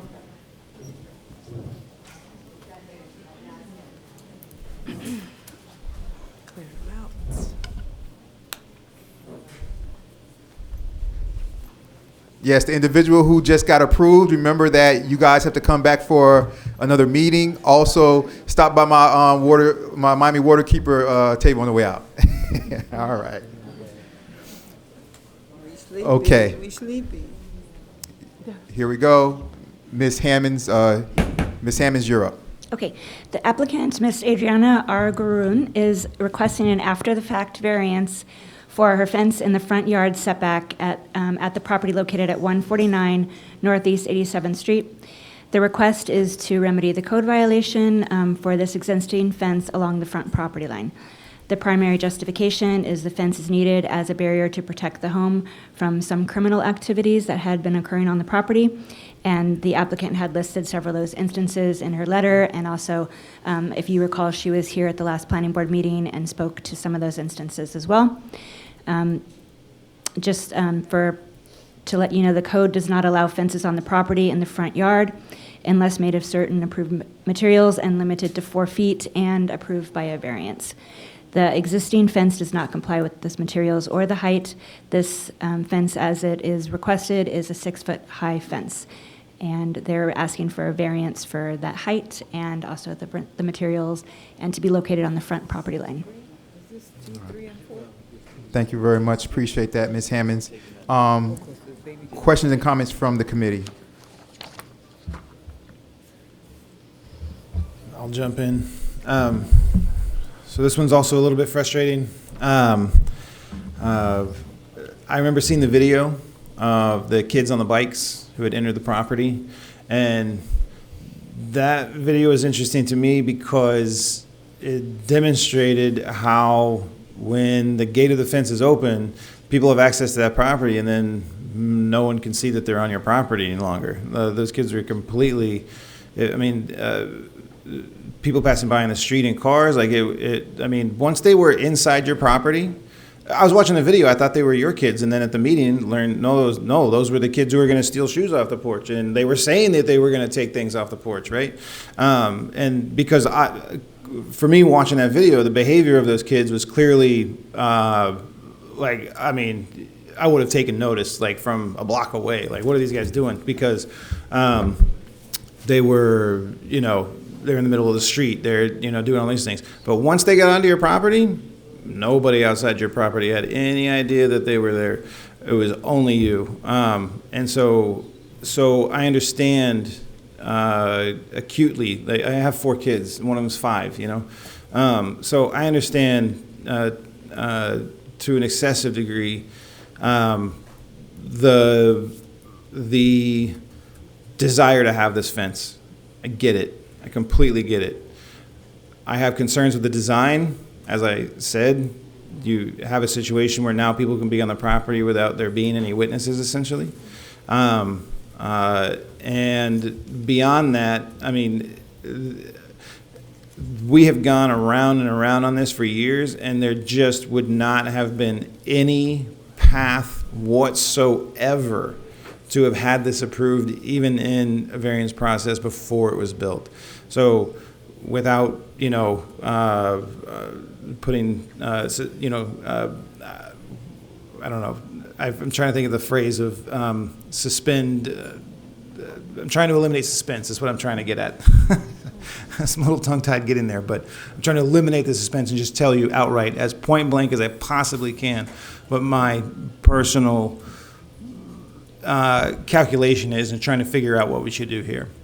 So similarly to the other after-the-fact variance, I don't know that it would be fair to just dismissively say, no, it's got to, regardless of what it costs you, regardless of what the time involved, it's got to come out. That's, but on the other hand, we do need to get to a finalized agreement here on what's going to happen. And I just want to eliminate the suspense and just let you know that if this had come to us through a regular variance process, I cannot see how this would have been approved at all. This is explicitly prohibited in this village. And to be honest, studies that were done showed that the village is safer when we have frontages that are not enclosed, because you have neighbors who are then able to essentially provide additional coverage of the property in terms of just eyeballs, or maybe have a ring camera, whatever it is. Having an uncovered frontage was clearly presented to us as a village that would be safer, as opposed to if all the properties were allowed to button up, basically. And there was several reasons for that, not the least of which was access to witnesses, which is its own deterrent for criminal behavior. Because in an environment where you have, 8-foot fence with no line of sight through it, right? Like a completely oblique side there. It would be, as soon as someone would scale that fence or be in the property, there's nobody outside the property who has any idea that there's somebody on the property that shouldn't be there. And for me, looking at that video, that was like a clear evidentiary case of the intention almost like backfiring a little bit. To your point, this is Adriana Aranguren, 149 Northeast 87th Street. I shared other videos. That video, the fence was open. It was not closed. It was open because we had our son's birthday and we were like blocks away. And when I saw the ring notice, then I ran home, and as you can see, the fence, the hole where the car comes in, it was open. It was not closed. And even being open, nobody can see it unless, you know, our neighbors know that those are not our kids. But the most important one was the one that I shared, the several ones that I shared without a fence, and it was the cars breaking in. One of the a man that he walked on the backyard. He opened the door of our backyard, and at 2 a.m. in the morning, he was hiding in the backyard because there were helicopters looking for that man, and he was on our backyard without a fence. And also we had another situation that I shared all that time that we met, that was another car break into one of our neighbors. He had a loaded gun in his car. So that person grabbed the loaded gun, he stole it, and then he went after to our house as well. And I mean, other neighbors, they don't have fences, but I cannot see it. You know, maybe I'm inside of my house, and having a fence does not mean also the design. It has like 50% is just like in the middle, and then you can see everything from up and then the bottom. You can see feet, you can see head. You just cover this part pretty much. And like I was saying, and the purpose of our fence, it was because of all those situations. We didn't feel safe. And we understand that, you know, El Portal has a historic and, you know, way of seeing the village of being open and green. Our house has green space, more than 25% in front. And the Corradino group, even they gave, you know, recommendation for approval because it's placed in a good place. It has green, and then the purpose is just for safety, to keep safe our family that we have had several situations, and the main purpose of having your home is to feel safe. And that's how I want to feel, and how my kids want, you know, they want to feel. They feel safer. My husband works at night and he travels, and I'm by myself with my kids. And with now having it, it's a different story for me, being alone at home for 2 weeks maybe when he travels, or at night. So that is the purpose why we're here. The material is an approved material. That, you know, the last time it was said that it wasn't, but then after reviewing it with Kimberly, it is an approved material. The situation here is that same as our first neighbors, you know, we are growing. It's a village that is changing. And then we have seen other houses that they have fences. Last time we also spoke, I was told that there were no fences in the area, and we drove with our kids around the entire weekend, and there are fences. So we are not the only ones that are, you know, that think that this is an important measure for their safety, the right of, you know, having privacy, or the right for being safe in your house. And that's the right that we want to have. And that's why we presented. I shared different videos, and we shared our story. So we appreciate your time for this. Yeah, thank you very much. I appreciate it. I'm going to go to continue with the committee. I think safety is something that I think is paramount in any community. I think safety is something that, you know, before anything else, safety is number one, right? Because before permeability, before drainage, before septic sewer, I mean, we could talk about septic sewer all day, but if you feel like people are coming up to your door and you're alone for weeks at a time with 2 little boys, you don't care about flooding. That goes down the priority list. I think number one, for all of our residents in El Portal, I want you all to feel safe. That's number one. We can talk about, and maybe somebody else from the committee might bring up, you know, the height or whatever. But I think as far as safety, safety is something that I think is paramount, just as a resident. I think that's number one as a resident. So, and who else from the committee? I have a question. I remember this from the last planning and zoning meeting, and something you said just kind of made me think. So the material is an approved material. We were concerned about, I know, the material and the height. So now is the height the only concern? This is news to me. I didn't. I Oh, had you not didn't had that say conversation with Oh, Kimberly. okay. Yeah. So that no, she did not pass that information on to me. But so I would trust that. So you know, according she- to you, the material, according to your knowledge, as you last analyzed this issue, the material and the height are issues. Yeah, that was what we had before you last time. And the placement. And I believe that Adriana is pointing out that there was an update. She had a conversation with Kimberly. Actually, but- I asked the mayor because I couldn't see it on the website to share the agenda. And then here on page number, which number is this one? Page 4 of 5 of the Corradino's report, it says exceeds 4 inches in height, but constructed of allowed materials, aluminum. So the material was right. After our first meeting, then we went and we did our homework, and then it is there. It says constructed of allowed materials. And I know the mayor does his research, so Mr. Mayor, this is correct. So the only issues so I remember we highlighted all of these issues, and then you were going to, I suppose, go back and talk to your contractor and explore different options as to how this could be changed so that it was at least more in compliance than not. Have you made any changes to the plan, or are we just looking at the fence as it existed before? Right. So Correct. you're not changing anything. So we No. told you the height was a problem, the placement was a problem, the material was a problem, and you haven't changed the height, you haven't changed the placement, but you have found out that the material is one that is allowed. Right, yes, Okay. we didn't want to make any changes because we want to go as, the route that it is. Oh, not make any changes, I missaid that. I see But what you mean. explore different plans or different options that were available to you. Well, the height is gonna be challenging to cut it without incurring in more expenses. Okay.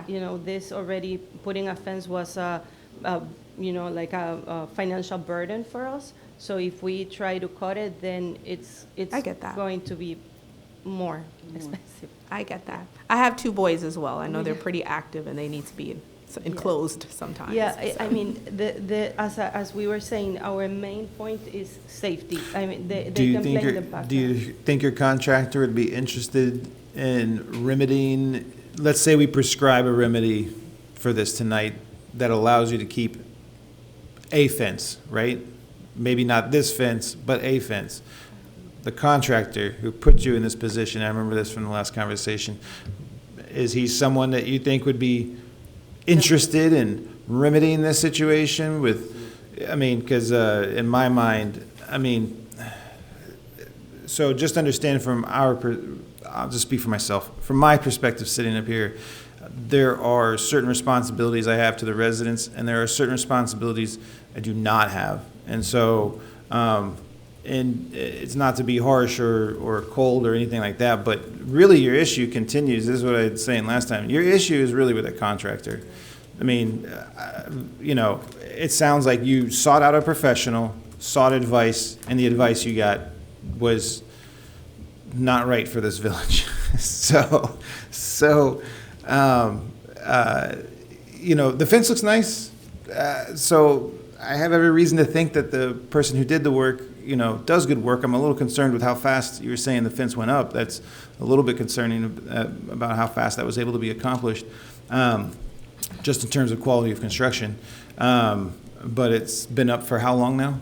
A year. A year. Okay, so you've been through one full hurricane season. You've been through Yes. a few good squalls and things like that. Have you had it? Like, is it Perfect. is it loose? Is it wobbly? Is it okay? So if we are able to arrive at any kind of a remedy tonight, I see your contractor as being part of the solution in terms of, Yes. Hey, as a favor for not suing you to do this for free, like, help me out. No. He is So, the- okay.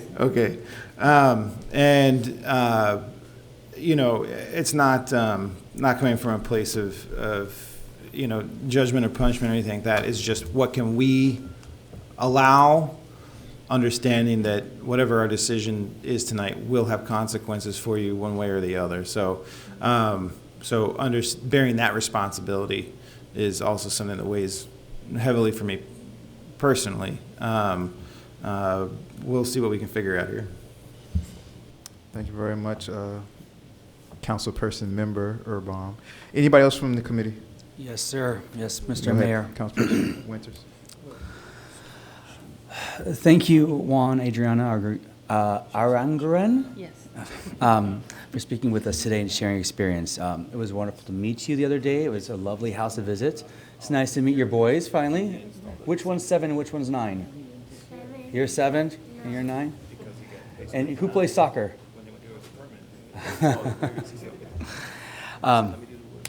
I want to take this opportunity to address your situation and respond to the concerns raised by the council members here. First and foremost, I want to acknowledge the challenging and dangerous circumstances your family has faced. The incidents you described, armed trespassers, individuals hiding on your property, other safety threats, are alarming and unacceptable. No family should live in fear for their safety, and your decision to install a fence is a reflection of your commitment to protect your loved ones. Councilperson Erbaum expressed concerns that the fence could make your property less secure, suggesting that individuals could scale it and remain unnoticed. I understand this perspective, and I believe there's one important reality, is that without a fence, trespassers can just walk onto the property unimpeded. The fence serves as a powerful deterrent, making it significantly less likely that someone would attempt to trespass. Additionally, you use security cameras, correct? So that also ensures that your property remains monitored, whether with a fence or without a fence. But you're less likely to have someone walk on your property with a fence there. This is a comment regarding visibility in your property for neighbors and government authorities. While the visibility might provide some sense of community oversight, it's crucial to recognize the Fourth Amendment to the Bill of Rights, which protects your right to privacy and shields you from unreasonable searches. This includes curtilage around your property. The decision to safeguard your home with a fence is as your right as a homeowner, and I stand by your family to protect it. And I do believe the Bill of Rights of the United States is more powerful than our code here, and our code is outdated. I also want to commend you for the quality of the fence. Councilperson Martin confirmed it was constructed with approved materials, demonstrating that you took care to ensure it met safety aesthetic standards. And I would like to see what Councilperson Erbaum has in mind for having the person who installed it change anything or fix something. I want to hear more. Where was I? While the permitting process was not followed, which is a problem, the outcome does reflect your intent to do things correctly and your responsibility under the circumstances. Juan Adriana, your actions were driven by necessity, and I support your right to feel safe in your home. Every person should be able to feel safe in their own home. I hope this conversation serves as a reminder to all the people here in El Portal and anyone here that we have to ensure that every family in our community feels protected and supported. Thank you for trusting us on the council. Thank you. Thank you. Thank you very much, Councilperson Winters. Anybody else from the council committee? Hearing none. Anybody from the audience about this particular? Come on up. Yeah.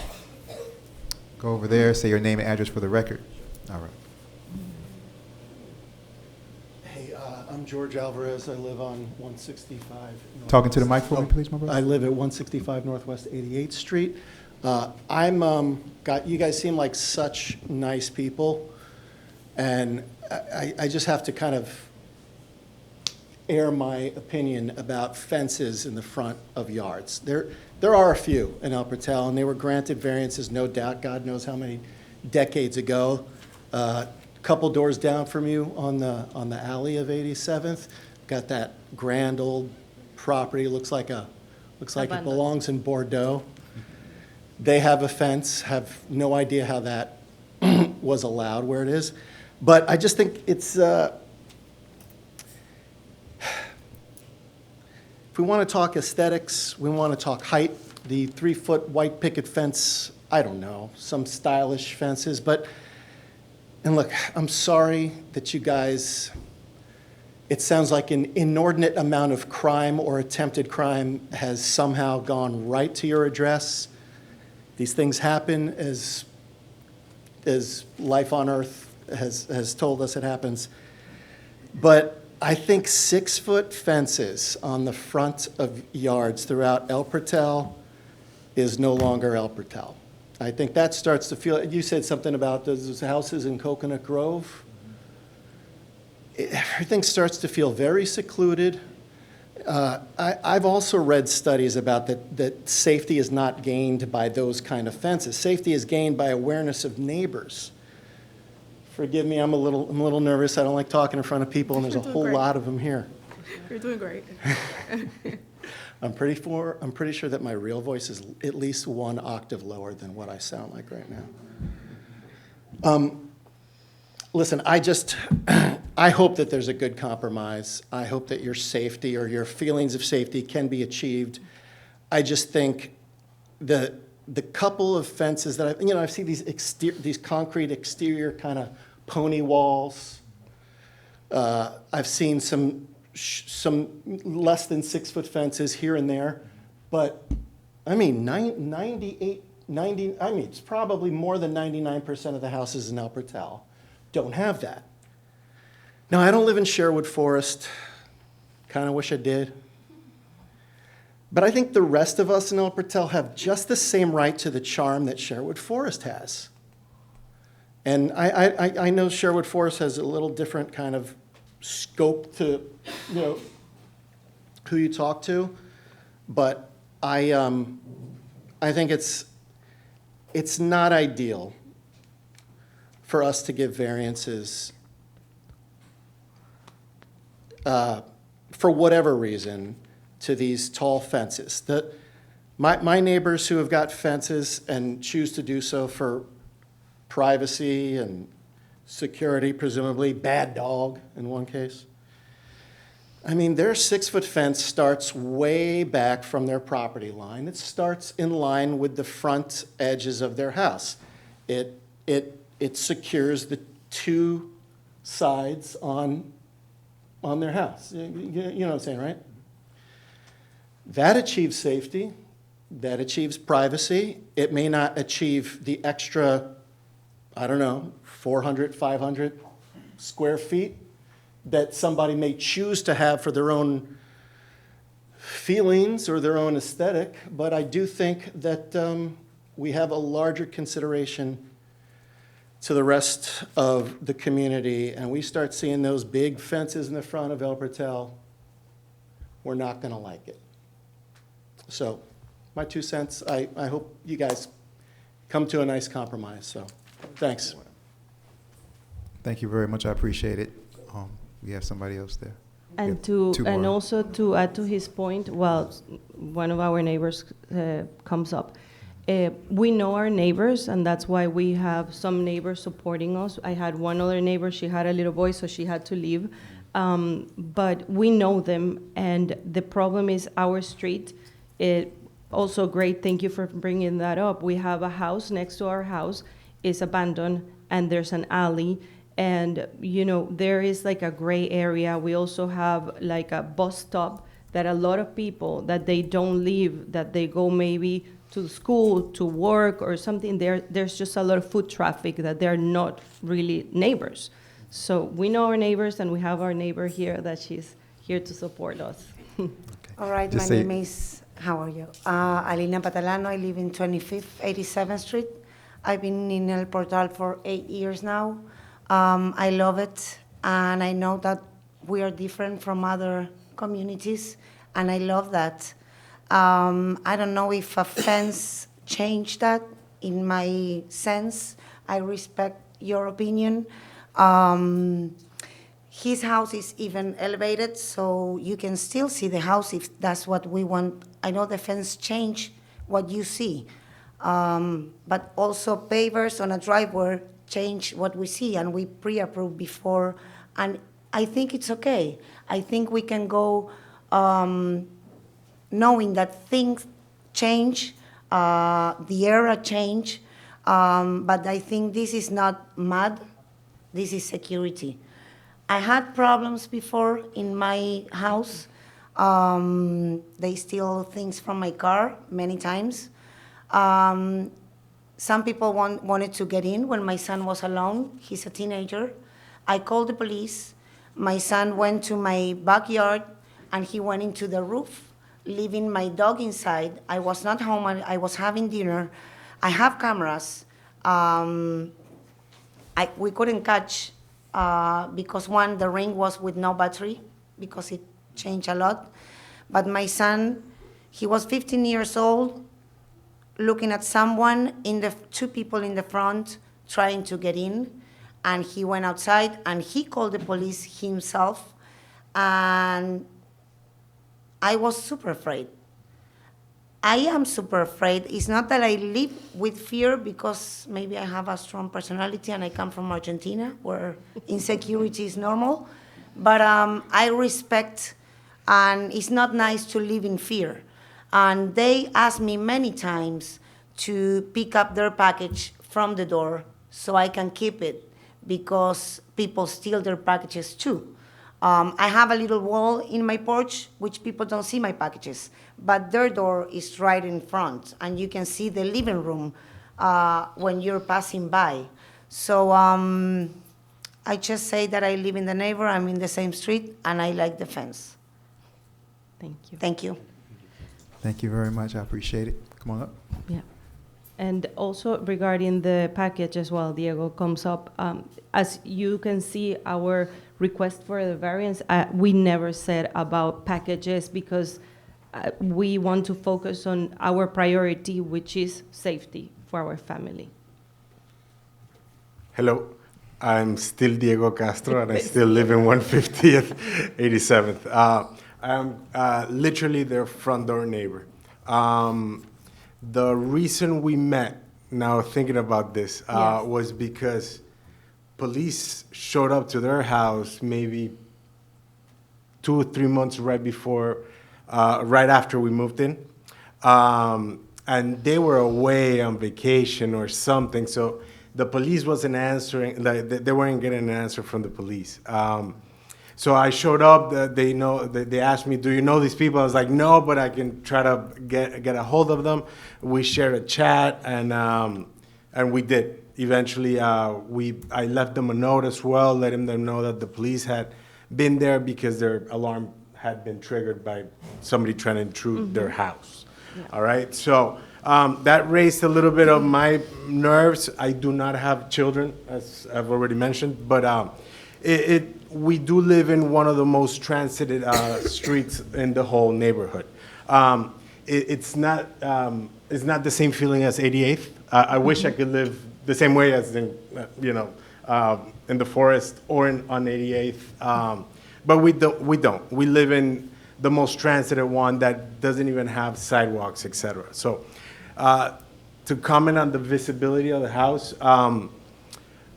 I've seen these two kids for the last 5 years. I've seen them go out with their jerseys. I've seen them play with their soccer balls. And I can still see them through the higher side of the fence. And we have the opportunity to say hello to each other every single day or every other day. I think we've actually, I've run into the major while he was there. I was coming back from a run, and then I've, Councilman Charles as well. It's just because we share not only the street, but we share sort of the same concerns about life. They have 2 children. They've had people breaking into their house. They've tried to break into our house as well. I didn't know that this would eventually happen, so I never saved the videos of the people trying to actually open up my car. But if that would have added up or helped in any way, I would have brought it here. I think their house is beautiful. I think it's been beautiful since I moved in, and I think it's the aesthetic of it. The fence matches their gutters. It matches their garage color. I think it's a beautiful house. And again, we do live next to a abandoned multifamily well. building. Yeah. Not only from this beautiful Bordeaux-looking house as well that's also abandoned, but there's a lot of people that linger around that area, and again, the bus stop, etc. So I feel that in this case, a variance instead of a regular rule would certainly apply because it is a special occasion. We've shared these stories. We have a chat in the street, and I believe that their safety is paramount to any aesthetic. You know, it is more important for them to be safe, their children to be safe, than for for anything to do the aesthetics of a street that. For right now, we fought, on the speed of the traffic, which we appreciate the police. They've done a great job on pulling people over. They're doing that, but also the foot traffic, the regular traffic that goes through there, it does expose our homes more so than 88th or 89th, et cetera, et cetera. So I just wanted to throw that in there and say that I do like the fence. I don't necessarily need one. I don't feel that way. But I've never had somebody hide in my backyard with the same circumstance. But that's my grain of salt. Thank you. Thank you very much. Anybody else from the? Yeah, come on. Say your name, and you'll be next after that. Name and address for the record.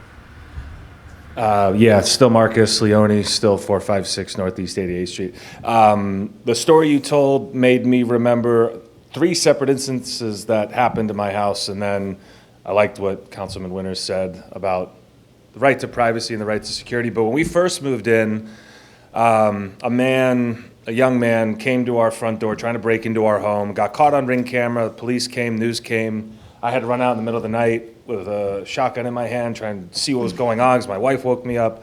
It's terrifying. We've had our cars burglarized. I've had a watch stolen, my wife's wallet, cards stolen. All of this to say that I think that the individual's right to privacy and security in this neighborhood is your decision. And I've driven by your house, and I think 87th, much like 88th Street, presents a very unique situation because you receive the brunt of the traffic. You will now, and you will in the future, and you receive most of the pedestrian traffic. Mm-hmm. I think that warrants a little bit of special consideration, and I think that, especially with 2 young kids, we don't have kids yet, but we will in the future. I mean, I think that trumps anything. If that's what makes you feel safe, I think that's a pretty important consideration for the council to make. And I know that if I was in that situation, luckily we have a gigantic dog that, I think it would be fun if somebody came to the house, but to let them experience, yes, you met Luke. He's wonderful. He's big. He's a very big boy, but short of that, I just want to voice my support for you guys. I know the community did the same for me, so whatever you guys need to feel safe, short of a turd or something, I hope the council considers that favorably. Thank you. We appreciate it. Thanks. Thank you, Ms. Leone. Come on up.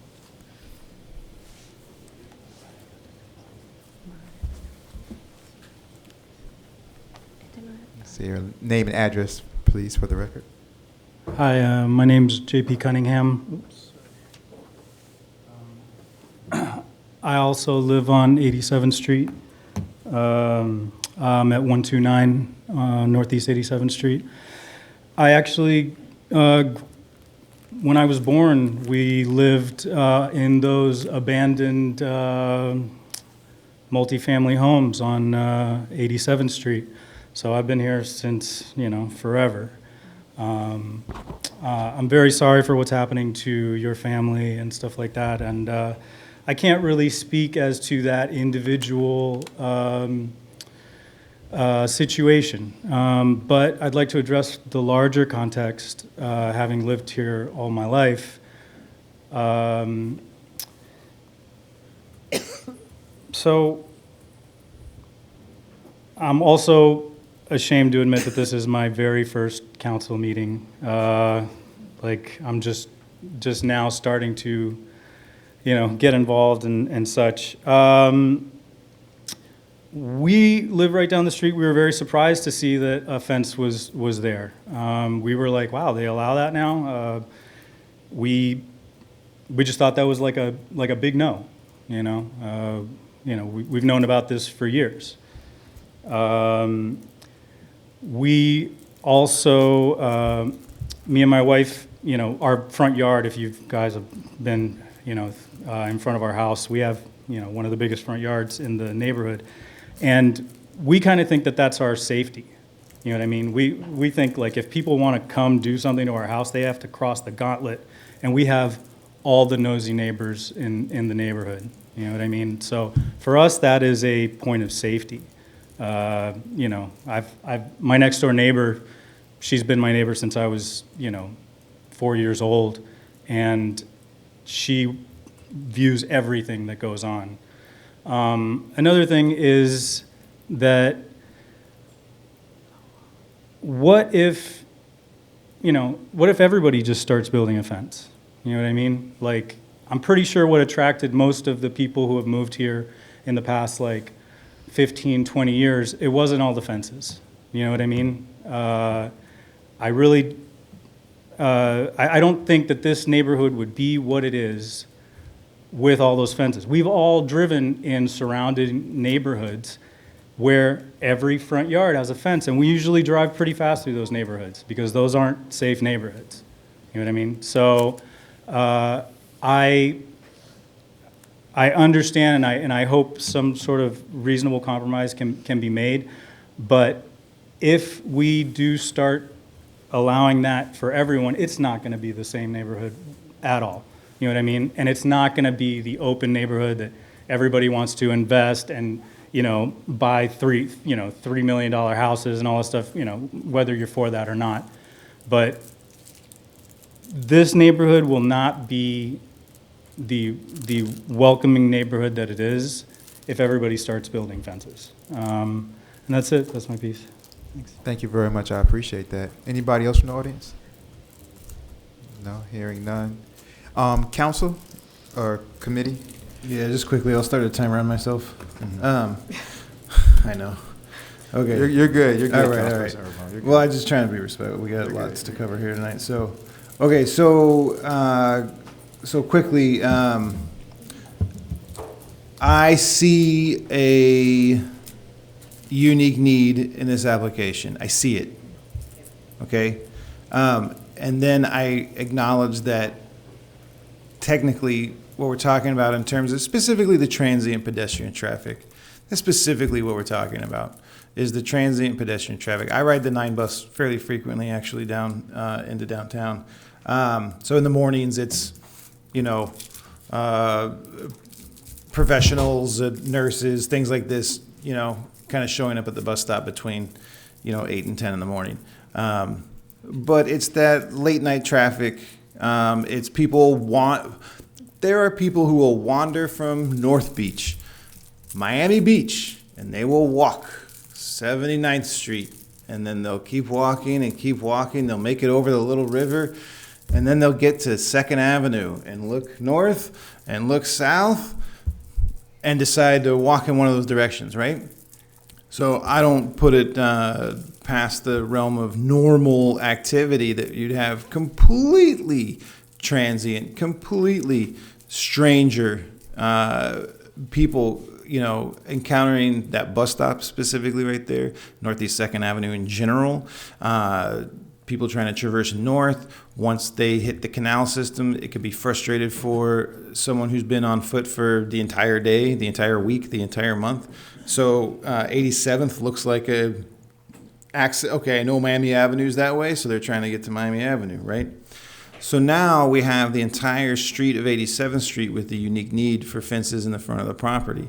So I'm trying to imagine what 87th Street looks like with fences lining the entire property. So I'll just say that. Final points. Saving grace is, one, the design, it's a nice looking fence. It is set back. If this was anywhere close to the street, this would not even be a discussion. We would have had you taking that fence down at the last meeting immediately. I'll just say that.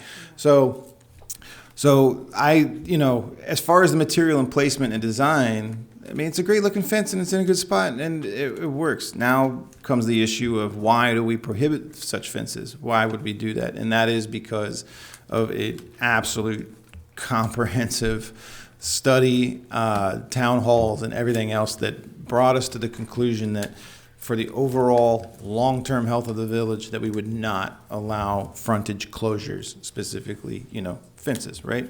And so that's where we are right now. So I acknowledge a unique need from what we're talking about here tonight.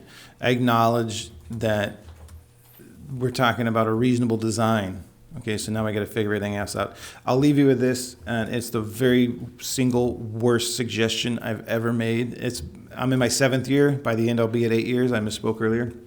But in the 7 years, this will be the single worst suggestion that I've ever made, okay? So in terms of keeping the fence with no conditions whatsoever, outside of this one, in my mind, I'm like, we'll just put a lien on the house, and then the lien will be removed when you take down the fence, basically, right? And then you enjoy the fence as long as you're living in the house, and then when it comes time to sell it, you take down the fence, lien disappears, no problem, right?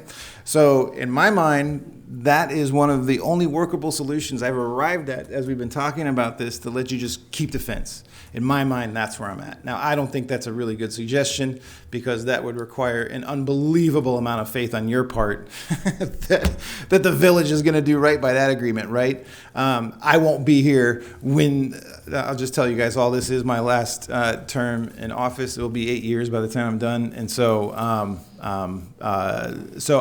that's why I'm saying I won't be here when it comes time for you to sell that house. So regardless of whatever, let's say we're best friends and you trust me implicitly, what does that have to do with anything when we get to that time? So I'll let everybody else speak. But right now in mind, I'm trying to figure out how to make this painless.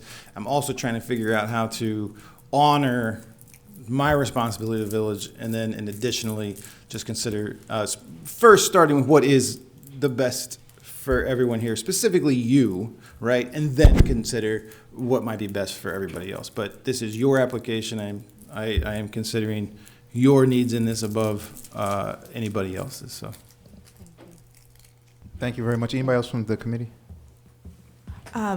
Just a quick comment. I remember the conversation that we had last time, and all of those arguments that I put forward remain.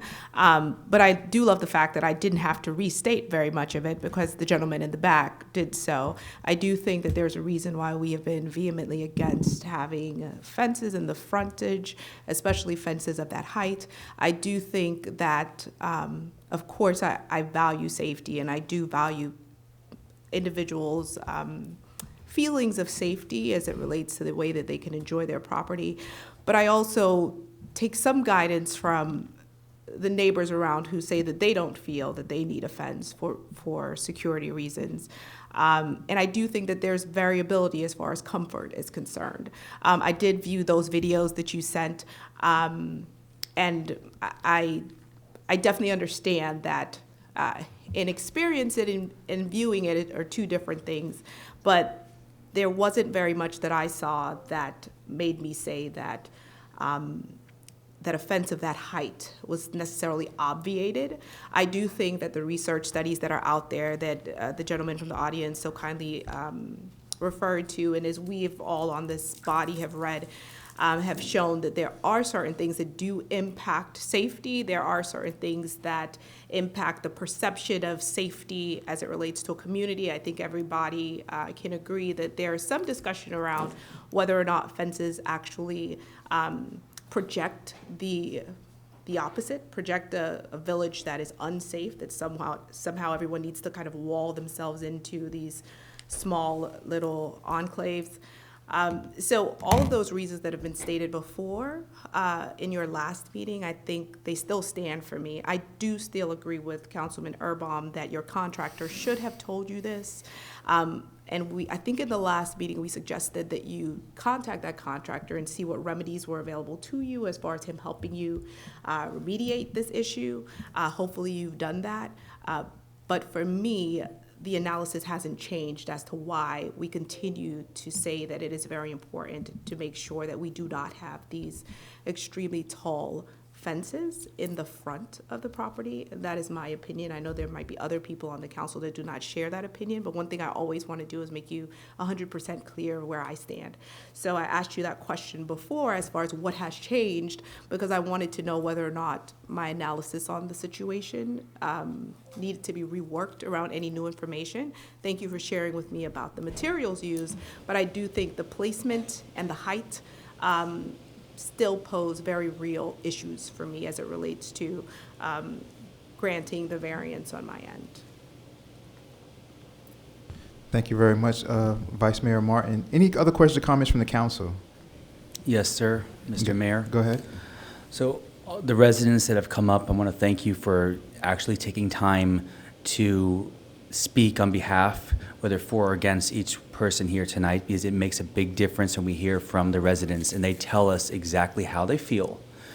And I know we've had both people that were for you, people that were against you. So I'm going to start here by thanking Diego, Marcus, and JB for sharing their perspectives. Each of your contributions reflect the thoughtfulness and diversity of opinions in our community, and I want to respond to some of these comments directly. Diego, I appreciate you bringing up the incident when the police were called and the family was not home but on vacation. It highlights the very real need for additional security measures. I also value your observations about the fence's design. The fact that it was constructed with a visible top section shows that the family were mindful of the fence's impact for the neighborhood, prioritizing safety. You're right, 87th Street is a main artery in El Portal, which brings both benefit and unique challenges. This makes it all the more critical for families like the Angurans. Did I get it right this time? No? Okay. To have a sense of security in their own home. Marcus, thank you for your support and for sharing your own experience. Criminals on your property are an unfortunate reminder of the safety concerns we all face. Your agreement with the importance of privacy and security is a powerful endorsement of this family and their right to protect their home. It's heartening to hear that you feel the same way, and I appreciate your recognition of my earlier comments on the issue. JB, I hear your concerns, brother, and I want to talk about the broader implications of allowing fences in the neighborhood. Your points about nosy neighbors being a form of safety is well taken. As community vigilance can indeed help deter crime, we must balance that with the individual rights of our residents. Their individual situation is a prime example of why such a balance is necessary, because they've faced threats to their safety that go beyond what nosy neighbors can address. And the question of why, if they build a fence, what if everyone starts building a fence? I think it's important to note that not every family in El Portal has the same safety concerns as this family. This case is unique and deserves consideration within that context. That said, I agree that we must maintain the character of our neighborhood, and any changes should be made thoughtfully and within the framework of the community values and going through the correct way with the government. I'd also like to address, Councilperson, about a prior town hall meeting about those fences, which happened 8 years ago? How long? 6 years ago? The decision reflects the commitment to preserving the character of El Portal, and it's clear that the family's case presents unique circumstances. So the suggestion to place a lien on the property is very inventive. Allowing the fence to remain until the house is sold and requiring the removal of the fence at that time in order to remove the lien, it's an interesting idea. I have concerns about how such a solution might complicate things for the family in the future. A lien could create financial or logistical challenges during the sale and might set a precedent that could be difficult to manage in similar situations. I believe that we should focus on a solution that prioritizes this family's safety and respect their immediate needs while introducing future burdens. The situation highlights an opportunity to revisit our codes, which we've already spoken about tonight in earlier conversations, to ensure that they are both modern and reflective of what our residents desire and need. Security and privacy are fundamental rights, and we must find a way to protect them without compromising the unique charm and investment value of this village. Thank Thank you again. Thank you. Thank you very much, Councilperson Winters. Anybody else from the committee? Yeah, never miss an opportunity when talking about crime to remind everybody that if you feed, shelter, clothe, and educate every single human being to age 26, you don't get your car broken into at 3 in the morning.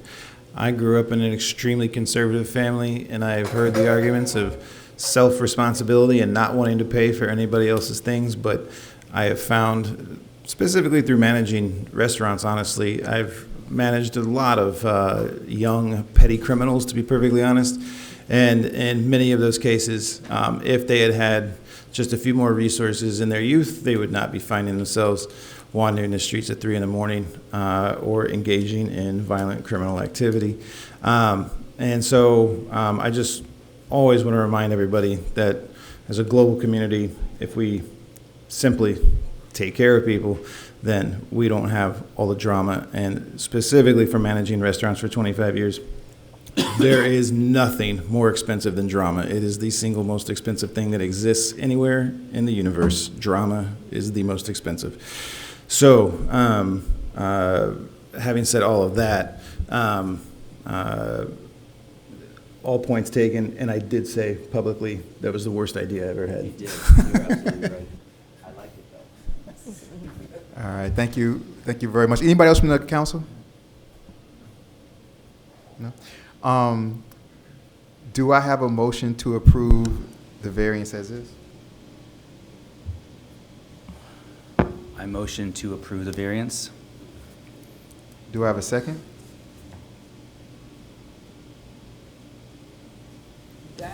I'm just curious.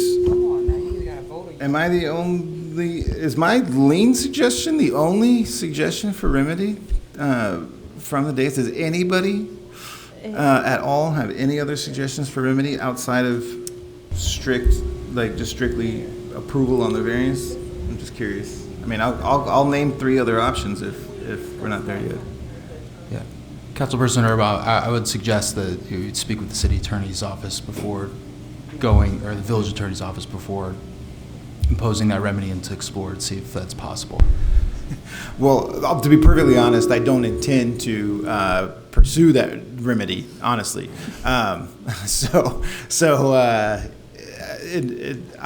really just use the example of that possibility as I wanted to illustrate, 1, my willingness to find a solution in all of this, 2, to establish that it's going to be incredibly difficult for us to get to just a strict approval on this, and 3, maybe to, I don't know, demonstrate a need for perhaps even more imaginative solutions than the one I mentioned. So there was some levity to the suggestion, I will say that. And I try not to be too light up here on the dais because, you know, this is business, but there was quite a bit of levity to the suggestion.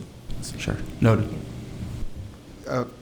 Councilperson Erba, I appreciate that. Actually, that's not a terrible suggestion, but it is. It's not terrible. But I would like to know more. Would like to know more about it. But it's too much risk for the homeowner to assume, which, I mean, go back to restaurants again, assume nothing ever. It's too much risk. I mean, as my own suggestion, I acknowledge that it's simply too much risk from the homeowner's stake to put that amount of faith in the village. I mean, let's say they wanted to take out a home equity loan to do another improvement. They're going to be denied the home equity loan because there's a lien on the property. So, I mean, right there, you're already at a denial of pleasure out of the property in the event that they would want to get a loan that they're then going to be denied for because of my insane suggestion. yeah, I hear you. I hear you. There's a motion. Is there a second? I haven't gotten to that. I hear you. I hear you. I still think that sometimes it seems like sometimes there's things that come up and then we don't really dive deep to understand them and to understand how far we can take them, or if we can, or if we can't, or the legal ramifications. Well, what And I'm then looking for is sometimes what they I'm come up looking for is a again. promissory What I'm looking for is a promissory agreement that fence comes down before a new homeowner, it comes into a grandfathered fence that's out of code. I don't know. I'm trying to meet somebody halfway and find a solution. Which is what I'm understanding, which is what I'm saying, that I'm actually giving you props here, Councilperson Urban. I'm saying that it's not so far. When you were saying it was ridiculous, when you said it, when I kind of heard and broke it down within my mind, I said, well, it's something that maybe we should ask the attorney about, because it may be something in the future that may come back up. So I would like to kind of know once and for all, is this something that is completely out of the realm, or is this something that possibly could be in the realm? Because if it comes up again in the future, I want to already have the answers to it. I think a lot of times things come up to us and we kind of like throw things out there, but we don't really go after them, and then they'll come back up a year later or 2 years later, and we still don't have a definite answer, or it's not defined to us. So that's the only thing I'm kind of thinking, like it might not be a terrible idea. Okay.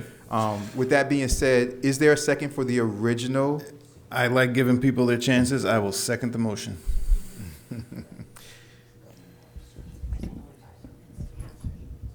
Yeah.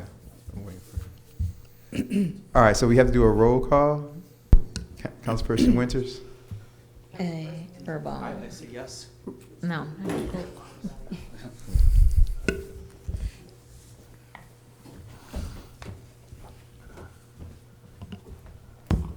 Yes. So it was motion by Winters, second by Urban. Roll call. Member Winters? Yes. Yes. Member Lightfoot Ward? I'm still trying to figure it out. Go further. No, we have to. It's vote. Yeah, we have to vote. I ain't got to vote right now. She's asking if she can vote last. No. Oh, she wants to vote last? No, No, we the don't do chair that. votes last. Mm-hmm. She wants to vote second to last then. The vice chair votes second to last. Okay, so The way Member we vote, Winters? Yes. Member Urban? Not in its present state. I vote no. Member Lightfoot Ward?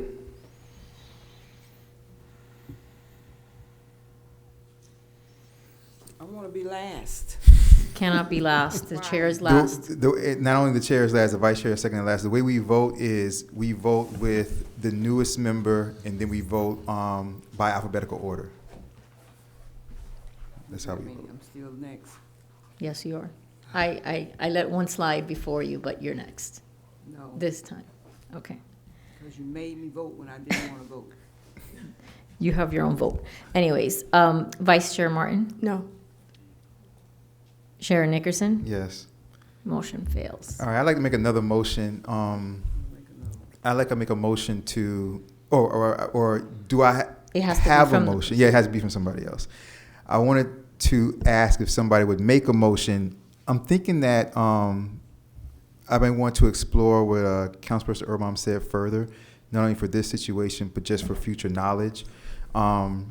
So can I get a motion from somebody to have this come back to the next Planning and Zoning Committee meeting? Why?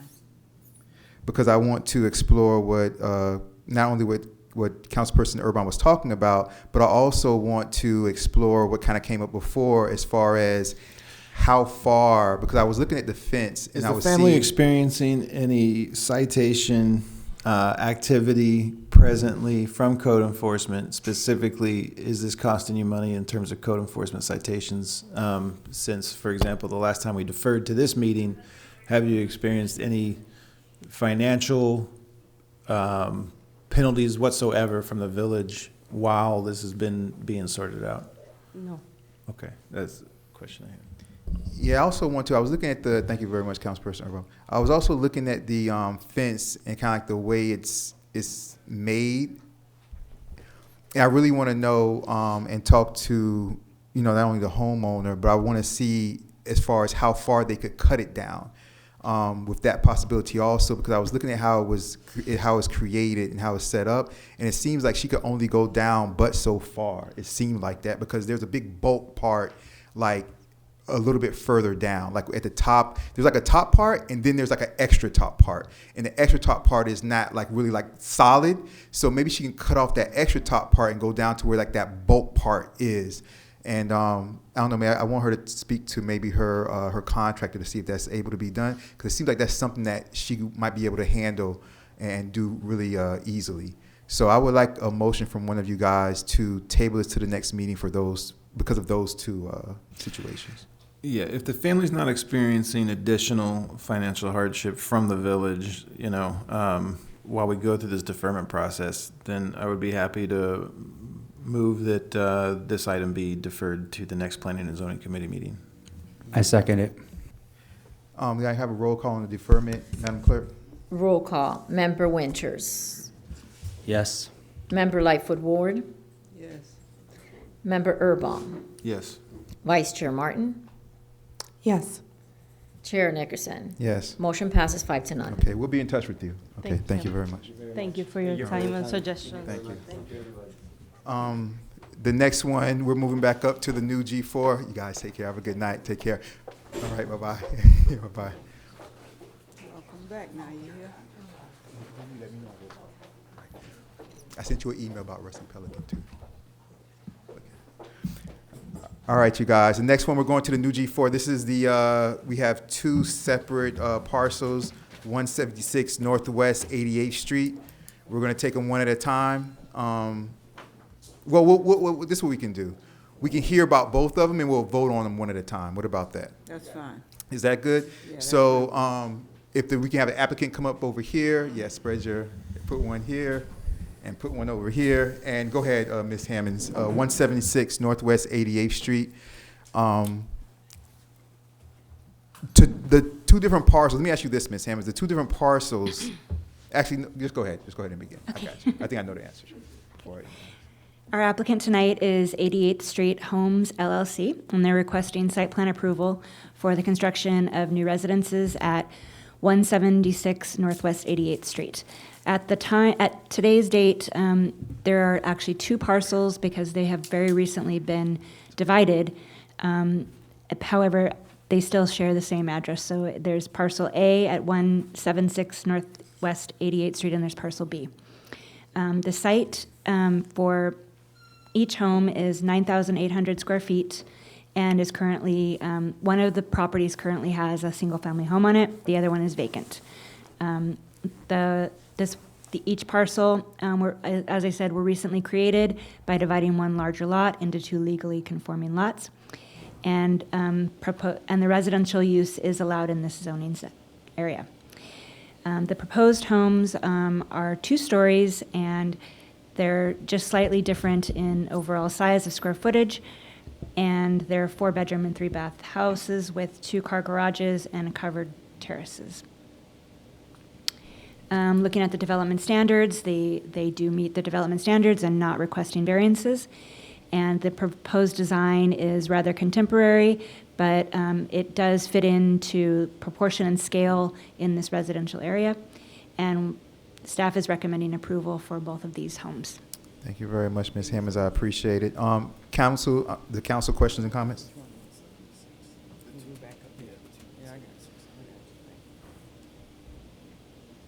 Hearing, seeing none. We will, yes. Oh, we do? Okay. Can we see the designs, please, that are on the boards?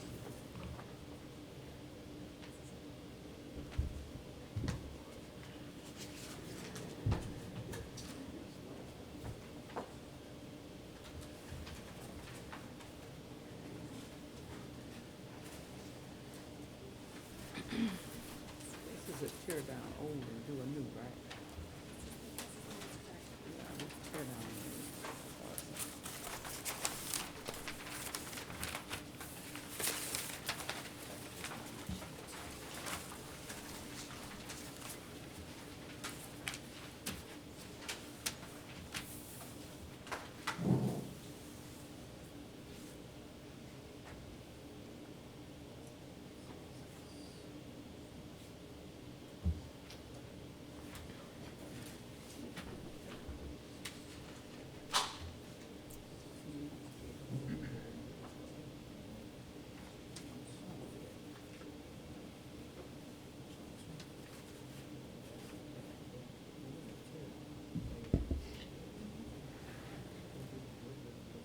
Council, whenever you guys get a chance, just jump on in.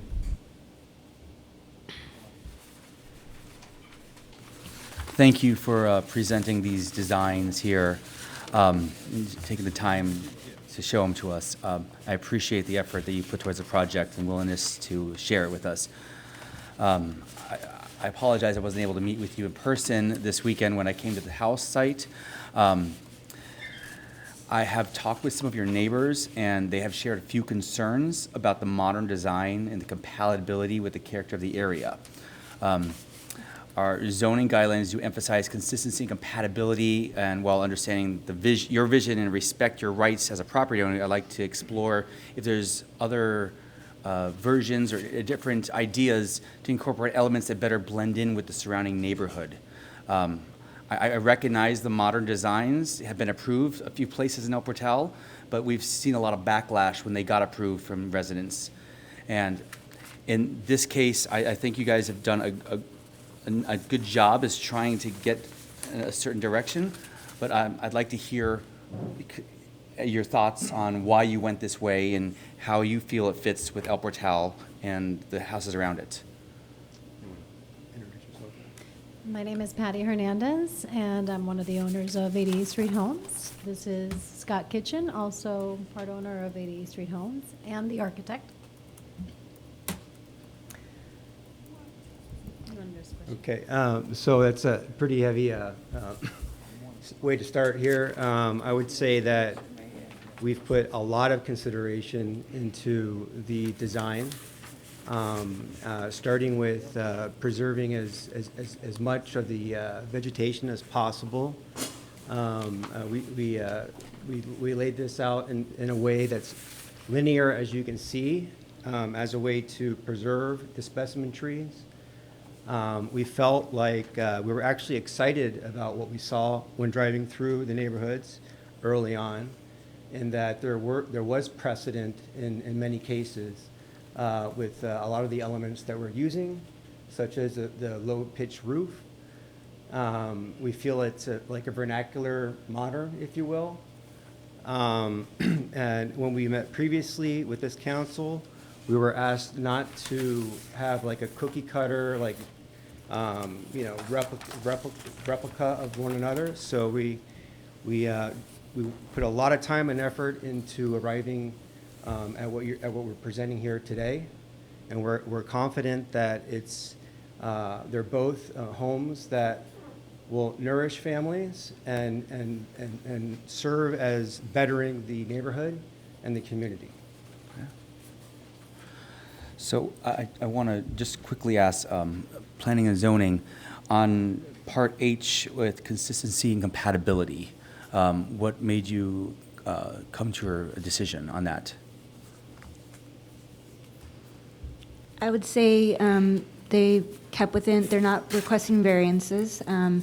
There is, again, as the architect said, some elements of the design that are already existing in some of the legacy homes, if you would call them. Mm-hmm. They did a good job of mimicking some of those aspects of the design.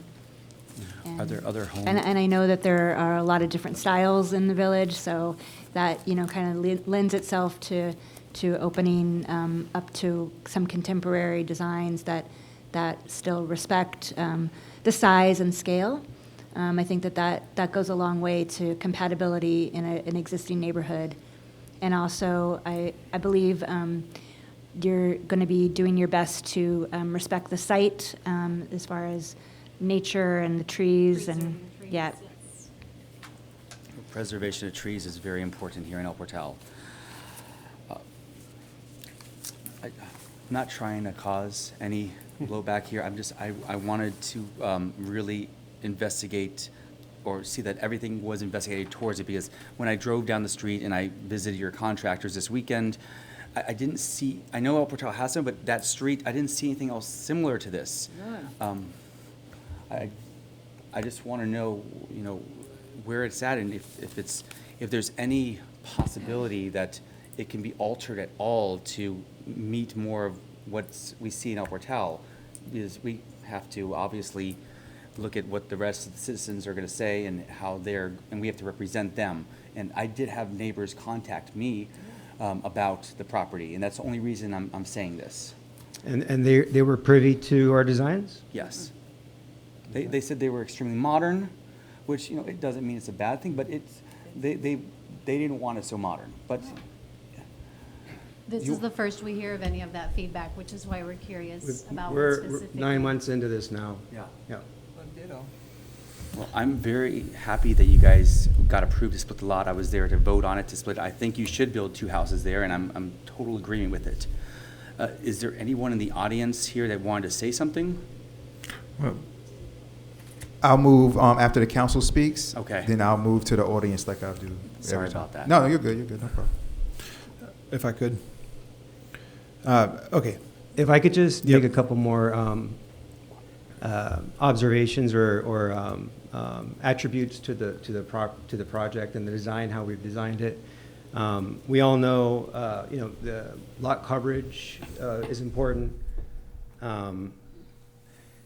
We intentionally stayed, you know, more than double the distance from any side yard intentionally, and by developing this in a linear sense, we're able to have very nice private pool deck and garden that the eventual homeowners would be able to benefit from. Additionally, the lot coverage we're well under the maximum, including not just the footprint, but the driveway.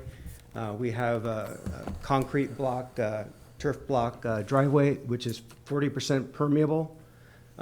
We're taking every possible measure to make this as efficient and as nice of a development as possible. Okay, just wanted to mention that. Mayor, okay, so welcome. Thank you for being here. Yeah, go ahead. Absolutely. Dr. Lightfoot Ward, if you'd like to. El Portal is a very unique city. And all I see here is Spock. Y'all know what Spock is? Sure you do. You remember the yeah, Star Trek. This is Spark. We are not Spark. We are a small village trying to stay a small village. This is like, I'm gonna take this and run with it. In my 37 years in the village, and all the beauty, the natural beauty that we have comes in as a 3031 year. That will definitely make an impact on not only our taxes, but also how we keep up our homes. I'm 37 years in this village, and I stayed because it is a village. It is not downtown. It is not a farm. It is not trying to do something in the wilderness. This is going to look like, oh, if they could do it, we'll do it too. And El Portal will never be El Portal again. In my thoughts. Just doesn't match with the village. So, so I only have 2 concerns. My first concern is simply about the roof line of the garage in terms of when I look at the design, I feel like the garage is missing some sort of relief, silhouette, whatever you want to call it. I don't have the architecture vocabulary, but you know what I'm talking about. The crown of the garage, right? That's well, both parcels. And then I have only one other concern, and that is I am not afraid of modern architecture. There is modern architecture that exists in the village presently, and there will be new modern architecture going up. I know of one new construction. It's modern architecture. It's absolutely happening in Sherwood Forest. I actually find both of these properties to be quite unique and interesting. I was glad to see that the height wasn't crazy. I was glad to see that the mass wasn't crazy. I was glad to see the consideration of the setbacks and maintaining those things. My concern is actually the two properties right next to each other. That's actually my concern, because I have a concern that it would look like, I know it's only two properties, but if they are so congruent in design, it looks like a mini subdivision at that point. It becomes clear that a developer put these two properties here. And I actually think that either one of these would be, I'll just say it would be a great addition to the Village of El Portal. I do think that the garage needs some sort of addition to the silhouette, it looks like, as I look at it, it just seems like it stands apart from the rest of the structure. And that is purely subjective, right? That's simply my opinion. And so my concern is not so much with the design itself.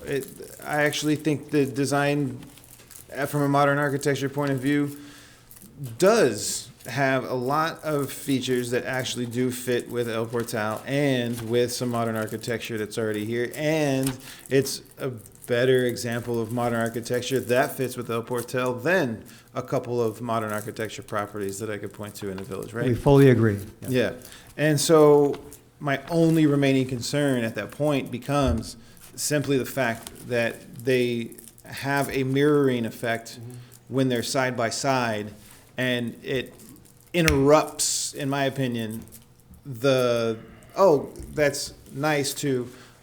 I mean, the next thought is, like I said, I know it's only two properties, but it has a subdivision feel to it when there's such mirrored designs. So those are my only two concerns. Could I speak to that, please? So, previously when we... You need the mic.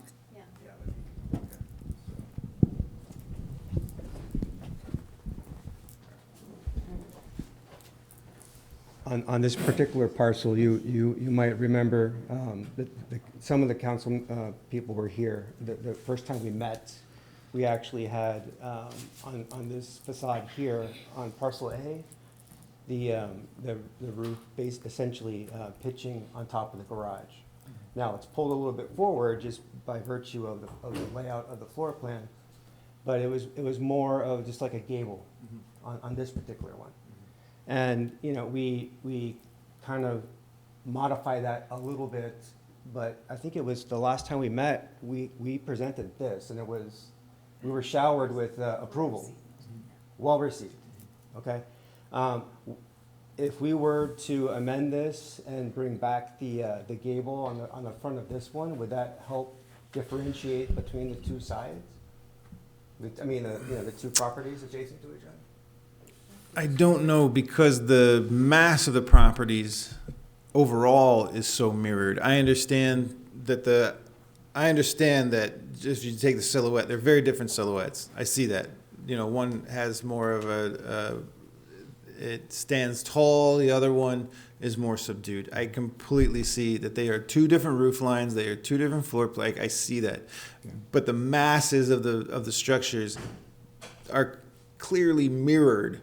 In terms of the just footprint and facade, like the frontage, right? Right. They look like mirrored properties. Like, so that literally is my largest concern that we would want to see. I'm so glad that this is not a maxed out mass example with a 25-foot wall with no windows. Like, I'm so glad that this is not like any. My fear of modern architecture, in terms of when I hear it that it's coming in, is like, okay, how much of a cube is this thing going to be, right? Mm-hmm. And none of that is really present in this, with the exception of the garage, I will say. Right. But I really actually think both of these designs, I personally think they actually do work well with El Portal. I can see, I've learned over the years to not rely too much on the rendition and use a little more imagination. So I can see some vegetation growth in. And I greatly appreciate the consciousness of maintaining green space within and going above and beyond what you had, like the requirements were for the setbacks specifically on the side. So my only remaining concern, like honestly, I understand that my complaint about the garage is subjective. Like I get it, like it's my opinion, right? So I'm not even really feeling that I would compel you to change the design. I'm simply saying I have a concern that the garage looks like it's a separate piece from the rest of the house. That's my only comment on it, right? My true concern lies in the two properties together being kind of a mirrored image of each other, where it's just so, and I'm sure that as an architect, like, you know, this is your signature, right?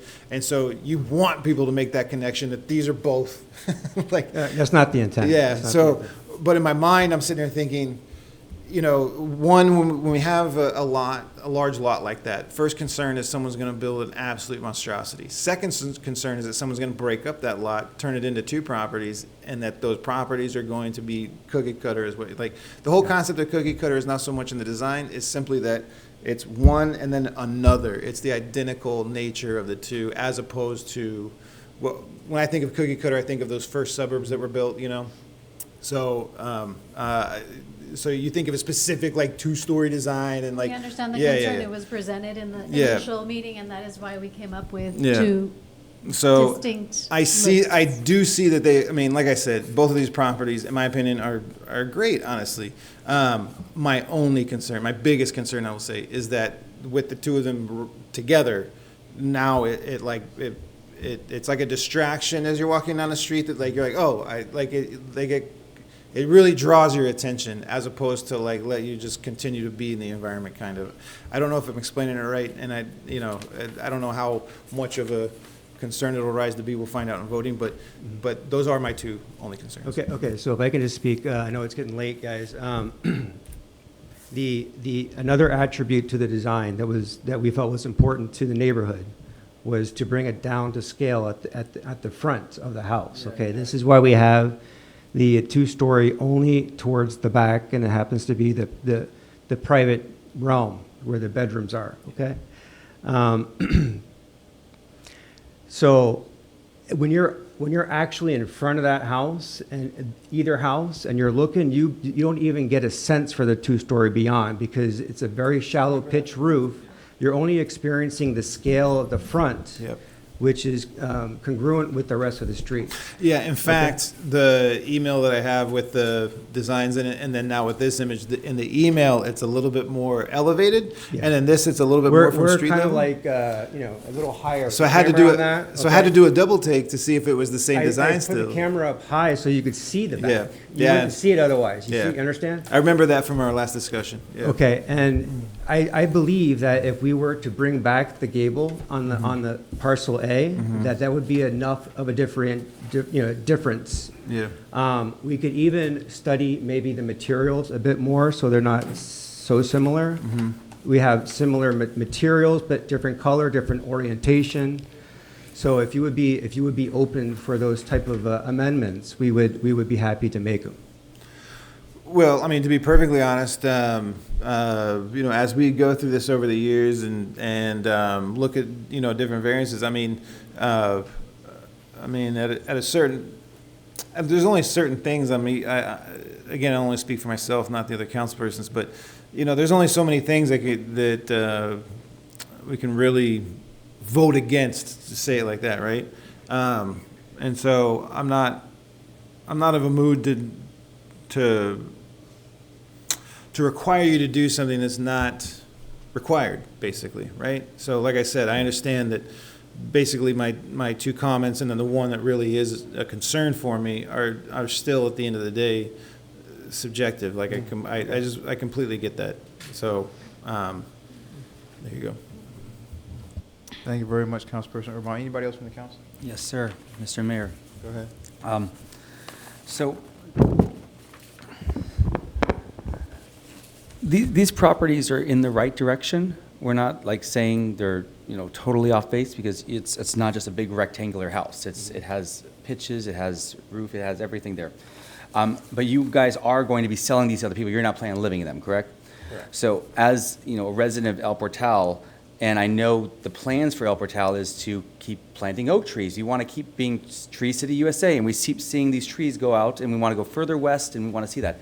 I look at parcel B, and I see this roof that is sloping, that if any leaves go anywhere near it, it all basically fill in the middle of the roof. And I can think of that poor person who's going to live there. How are those leaves going to naturally fall off the roof if there's, let's say, an oak tree planted there in the future, or something else as we continue to grow the trees here? Rainwater would move the leaves. It's at a 2 to 12 pitch. Okay, and we have an oversized cricket, if you will, at where their funnel. Okay, it would be redirected out to the sides. I think you underestimate it. Even at an 8-12 pitch, it would still have trouble falling off. You need, if it's going straight down into the center, and it's going to create like a mound. I've seen this happen on other houses. And we're not saying we're at this point now, because you actually don't have as much foliage in your yard as other properties do. You do have some, and you're respecting it, and you're keeping it there. But I'm looking at the future of El Portal here, and as we plant more trees, I'm thinking, wow, that thing is going to basically collect. The tree leaves are going to decay. The acid from the leaves are going to burn into the metal roof, eventually decaying it and causing it to go bad early. I'm wondering if there is any other options or ideas that you had regarding that, or was it like something you really were strong about? Because I know you're the architect, and this is like an art. You do a great job. You work with what you're working with, and it's your baby in the end. Is there something else that you were thinking? Well, first of all, we feel the trees, the specimen trees are already present on the property. That's what dictated the footprint.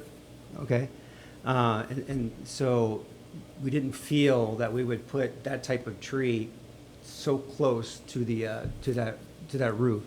Additionally, the height of the roof in the back, it's a single slope coming all the way down. With any wind or rain, it will move the leaves. If there was a tree, in fact, that was going to shed its leaves, then the owner would have the ability to cut back the tree if needed, if that was actually a concern. But I think the roof is unique, yes, but I think it would perform just like any other roof, because again, there's no flat portion on that roof. The scupper is literally 20 feet wide. It's the full width of the roof. So there's a valley just like any other conventional roof would have.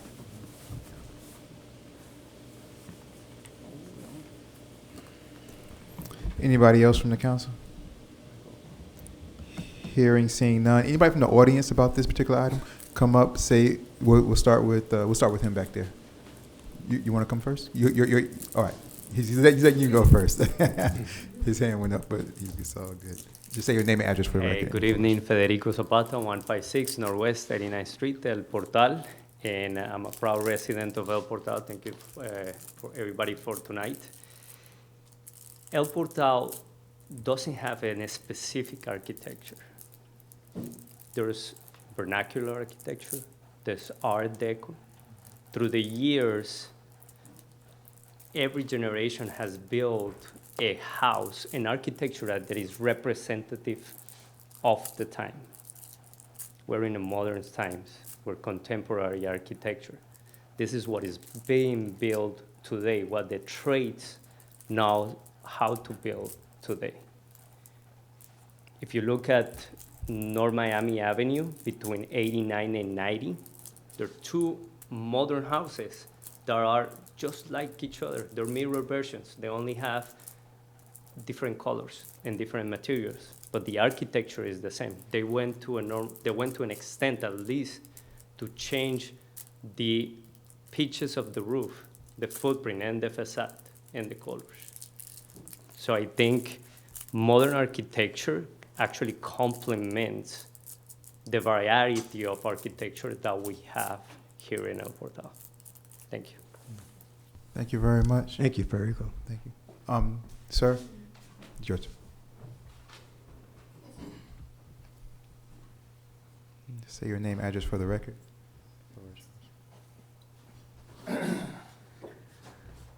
George Alvarez, 165 Northwest 88th Street. You're making me talk again in front of people. You did a wonderful job the first time. You're doing well. There are no such houses like this, like this house in scope, design, size, style at all on the street. On any of the adjacent streets either. I mean, I forget who said what about this being somehow congruent to the neighborhood. It couldn't be less the case, you know? Don't take it personally, guys. You guys seem like very nice people, and there's a lot to like about these houses. They look lovely. But these are, you know, renderings, these are drawings. And I would argue with Federico, there is an architecture to El Portal, and it's the architecture that has been established largely to the great, great majority of this community, with a few exceptions. I believe you live you're on 89th Street? Yeah. You live in one of the houses. El Portal has been established over the years by being El Portal. Mm-hmm. Besmer Properties, originally a petroleum company in the 1930s, put up so many of the houses east of Northeast 2nd Avenue, all the way to Horseman, and then on the other side of Horseman. There is a style. May not love it, may not be nearly as cool as this is, and there's a lot to like about this. But I just, for us to somehow contend that this is at all like anything else in the neighborhood would be false. Is it cool? Yeah, maybe. But every house on that block, with the exception of one of them, is anywhere between 1,100 and 1,250 square feet, not including garages. Very few people have pools. There's one person on 89th who put up a kind of veranda, but that's not square footage of living. I mean, these houses are, one is, correct me if I'm wrong, guys, 3,100, 3,200, and the other is like 3,400 square feet? They're smaller. It's 2,700 and 2,600 conditioned space. So the with the garage is 3,000 total. All right, well, I think that the garage counts for overall. Half the garage does. So the adjusted is 3,000 each, about 3,000 square foot each. Okay. Mm-hmm. I would say that the overall impact of these houses, I mean, think about it as like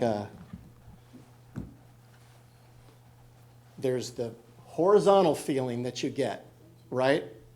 And people are allowed to build up to 5 feet away from the sidelines, up to 5 feet around inexplicably from the back. I think that's the most ridiculous and short-sighted thing in the world of drainage, which I know little about, and you guys probably know a lot more about. And then we're adding the concrete slab construction, a septic tank in the front yard.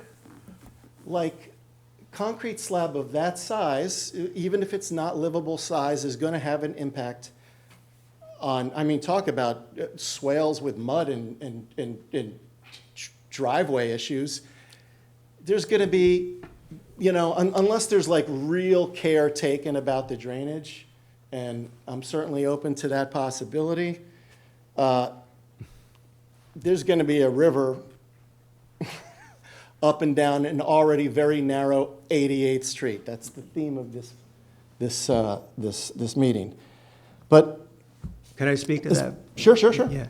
The driveways are in full conformance with the code. They're 12 feet wide, one of which is a block, turf block, which is 40% permeable, which is more than most driveways, I'm sure, in the neighborhood. So we're not creating an issue, or we're not furthering the problem with drainage. So, you know, just to Well, I let you mean, know, okay? You know, on that point, okay? Understood, but I would. What would you propose instead of what we're doing on the driveway? Well, what I would say is that nobody else has that big of a driveway on that street. How big are the driveways?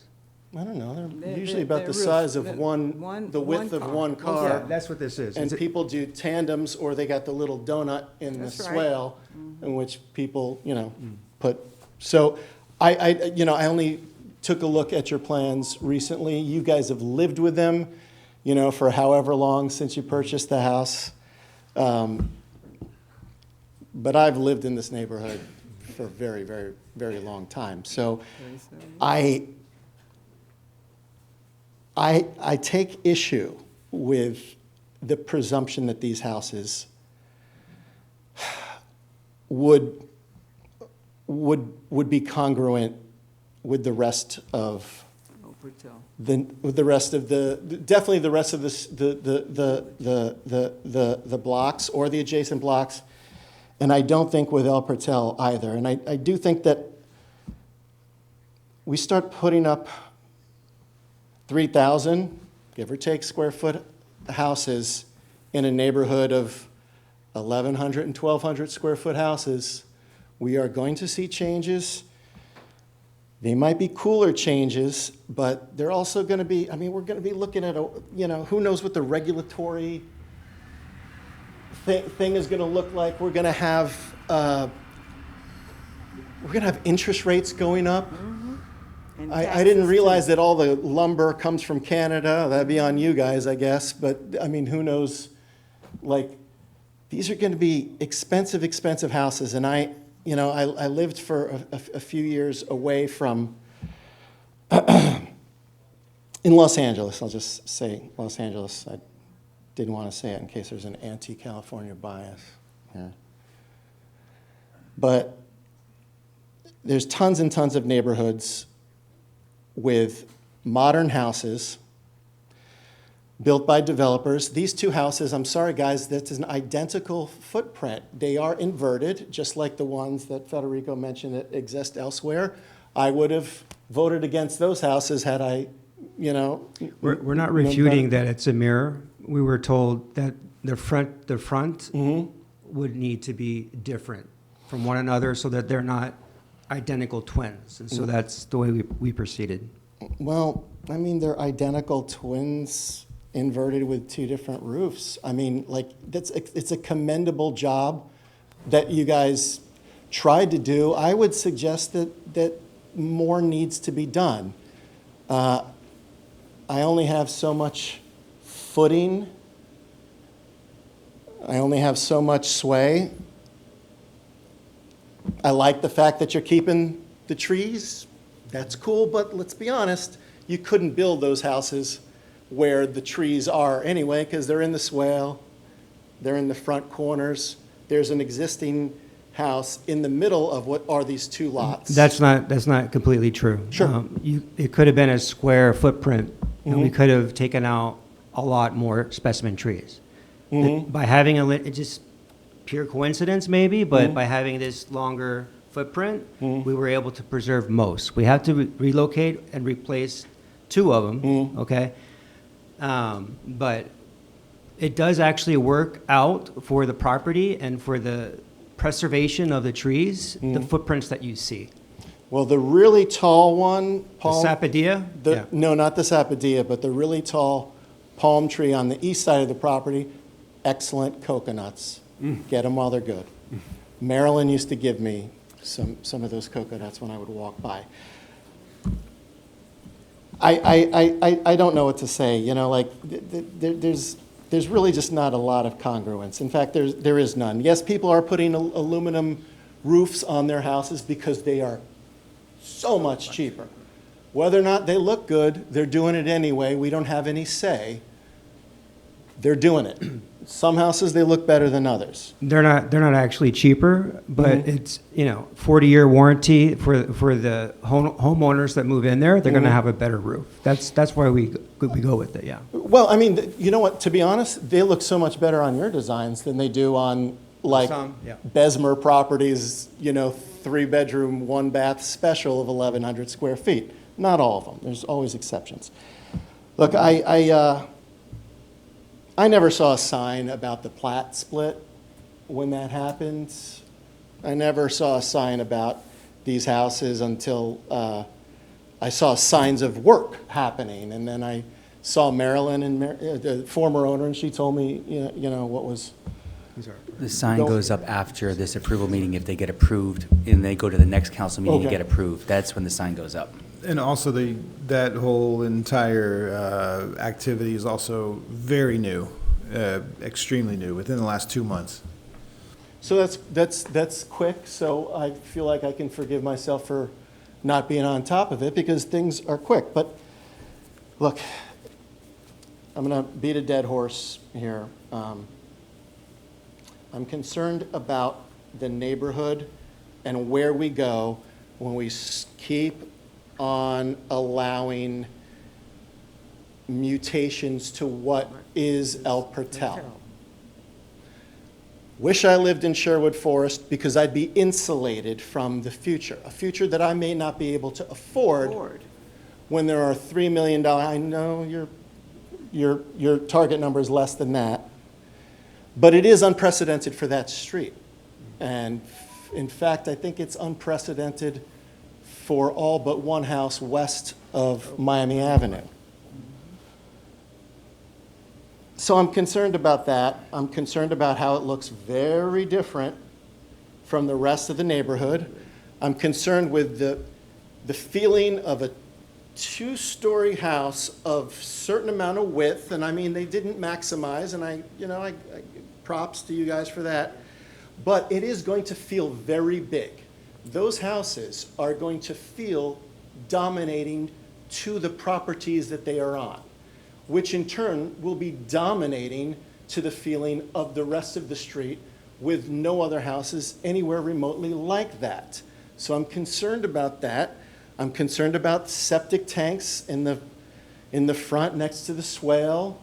I'm concerned about drainage in general, but I will defer to smarter drainage people. Where's Caleb Brown? Where's that guy? We need him. So I'm concerned about all of those things. I wish Besmer Properties had put up a few, houses, and back then there was some degree of modernism, so that at least it would be precedented. But the theme is wrong. The house that's on 44 88th Street. I mean, at least that's next to another gargantuan house, and there's only one of them. But this is going to be two of very, very, very similar houses, even if they are cool. I'll shut up. Well, thank you. No, thank you very much. Thanks for Appreciate it. Is there anybody else from the audience? No? All right, hearing none. Going back to the council, are there any last comments or questions from the council? Yes, sir. Go ahead. Thank you for those comments and bringing certain things to be aware.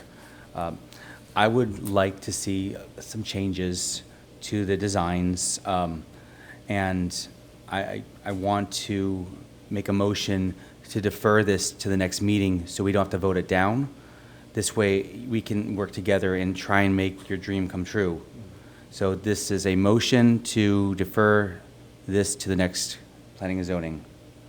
Do I have a second with that motion? Second. Second by, motion by Councilperson Winters, second by Councilperson Lightfoot Ward. Madam Clerk, may I please have a roll call on the deferment motion? Roll call. Member Winters. Yes. Member Lightfoot Ward. Yes. Member Erbaum. Yes.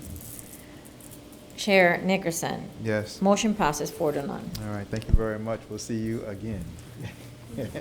We'll be in contact with you, and the members will be in contact with you to kind of get a sense of, the direction we want to go in with this. All right, thank you very much, you guys. The next one is, I think, the new G6, which is 48 Northeast 90th Street addition. 48 Northeast 90th Street. Okay. Yeah, you're after this, you're next, my brother. You're next, I know. What's up? Oh, we have the motion to vote. Yeah, Councilperson Winters, can you make a motion for Parcel B also? Yes, may I make the motion to defer Part B as well? Second? All right, so Second, motion made by Lightfoot Councilperson Winters, second by Councilperson Lightfoot Ward. Madam Clerk, please have a roll call for Parcel Roll B. call. Member Winters? Yes. Member Lightfoot Ward? Yes. Member Erbaum? Yes. Chair Nickerson? Yes. Motion passes 5-0. Thank you very much, Madam Clerk. I forgot there's two homes. All right, so the next one is 48 Northeast 90th Street addition. Ms. Hammonds, when you get an opportunity to give us the introduction, please. Okay. Yes.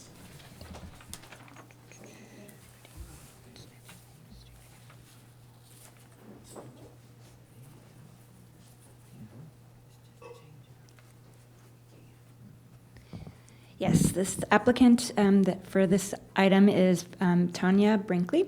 She is requesting site plan approval for construction of an addition to her existing residence at 48 Northeast 90th Street. The site is 10,000 square feet lot, and it currently contains a single-family home built in 1926 that is 2,285 square feet. The proposed residential use is still a permitted use in this district. The proposed home addition is to create a two-story addition in the rear of the house, adding about 2,000 square feet to the home for 2 new rooms and a covered terrace below the rooms. With the addition, the home will be a little over 4,000 square feet at 4,286, and it will have 4 bedrooms and 4.5 bathrooms. No changes are planned for the front of the house, and the rear addition will be consistent with the original 1920s architecture. No variances are requested. Everything is to code and found to be consistent with the code. The proposed design is representative of, sorry.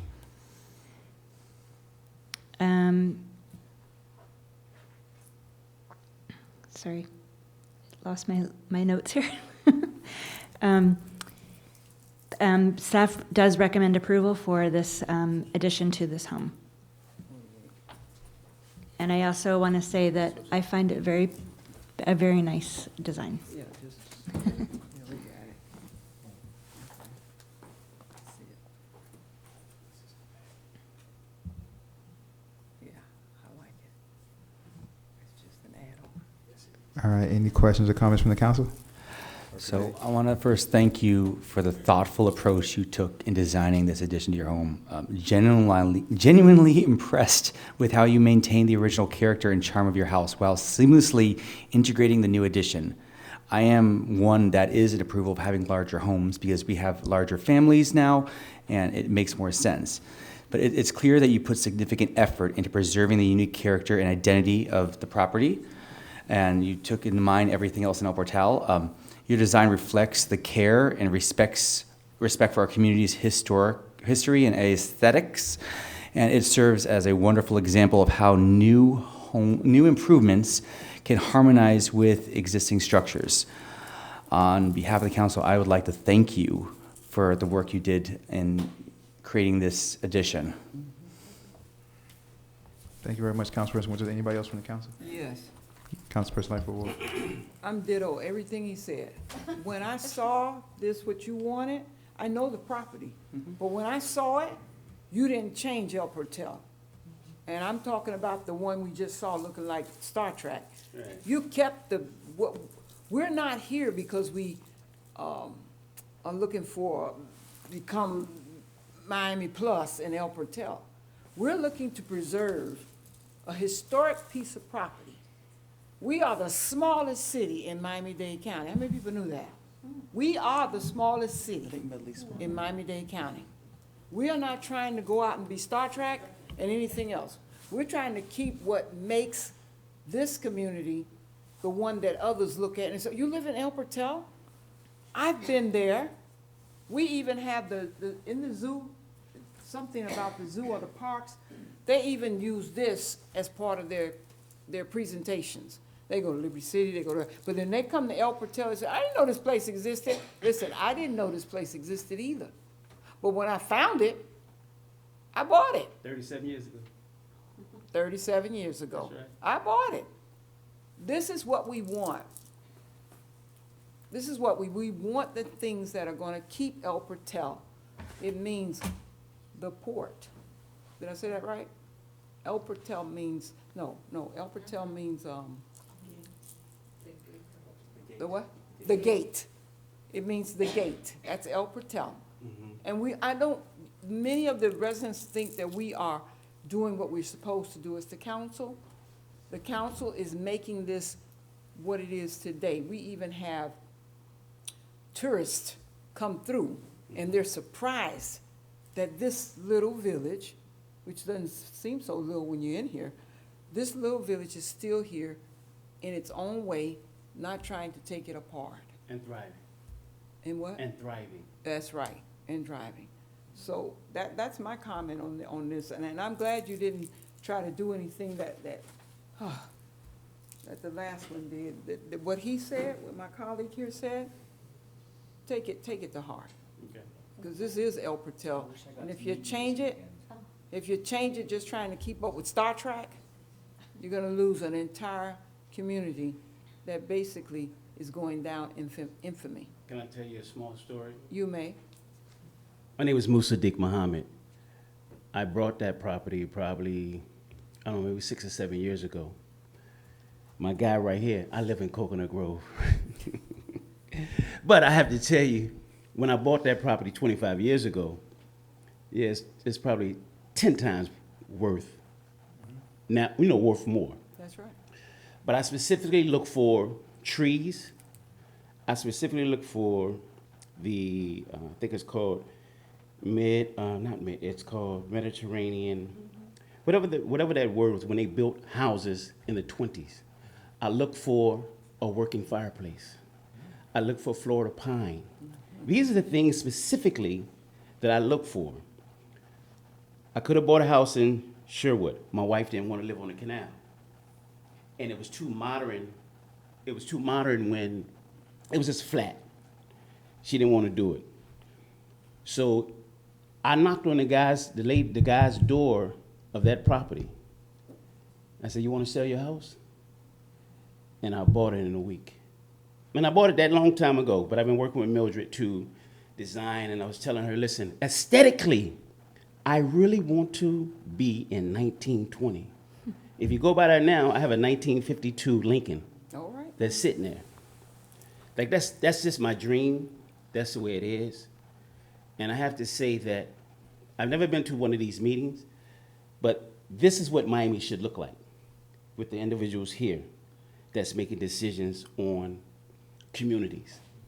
And I just applaud y'all, and I appreciate y'all. It's kind of fascinating. I mean, I've been here a long time, but it's kind of fascinating. But this is what Miami should look like, with people making decisions and coming together in community. And I like the outputs and the inputs that people are having because they're concerned about the neighborhood. That's right. So just keep doing what y'all doing. But this is what we produce. This is what we're doing right here at this house. That's right. Thank you. Thank you. Appreciate it. Thank you very much. Any further questions or comments from the council? Committee? Hearing, seeing none. Any questions or comments from the audience about this particular property? Seeing, hearing none. Any last questions or comments from the committee? I'd like to make a motion to approve. Do I have a second? Second. Motion made by Councilperson or Member Winters, second by Councilperson or Member Lightfoot Ward.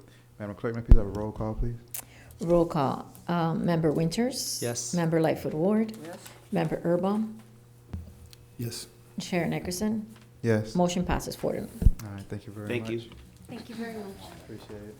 Listen, I know this one. Next, we have the last G. I think this is G 7, 8, and 9. It's 3 different site plans, same property. I'm going to have, they're setting up. I'm going to have Ready? Ms. Hammonds kind of go through all 3 of them. Okay. And then we'll go from there.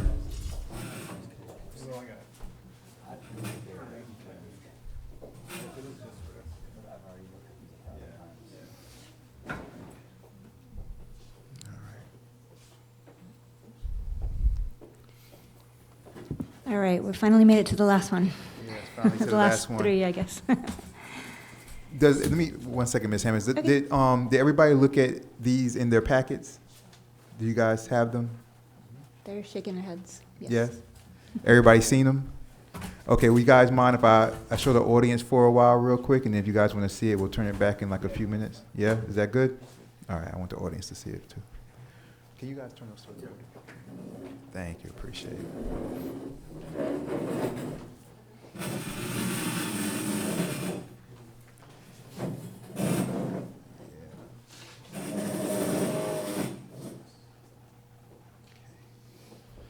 Right, okay, so our applicant for this application, 3 New Homes, is Sanctuary Ventures LLC.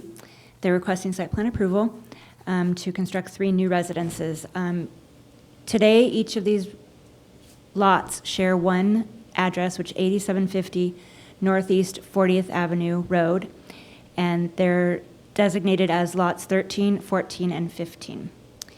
The site overall today consists of a total of 19,065 square feet and is currently developed with 1 single-family home that was built in the 1960s. The existing plating includes these 3 lots as individual parcels that have never historically been united, but currently accommodate only 1 single-family home. The property appraiser has assigned only 1 folio number to all 3 of these lots, and each of these lots currently shares the same address. The applicant seeks to demolish the 1 home and use the existing 3 lots to build 3 separate dwellings, and they are not requesting replatting because these lots have historically never been, again, united.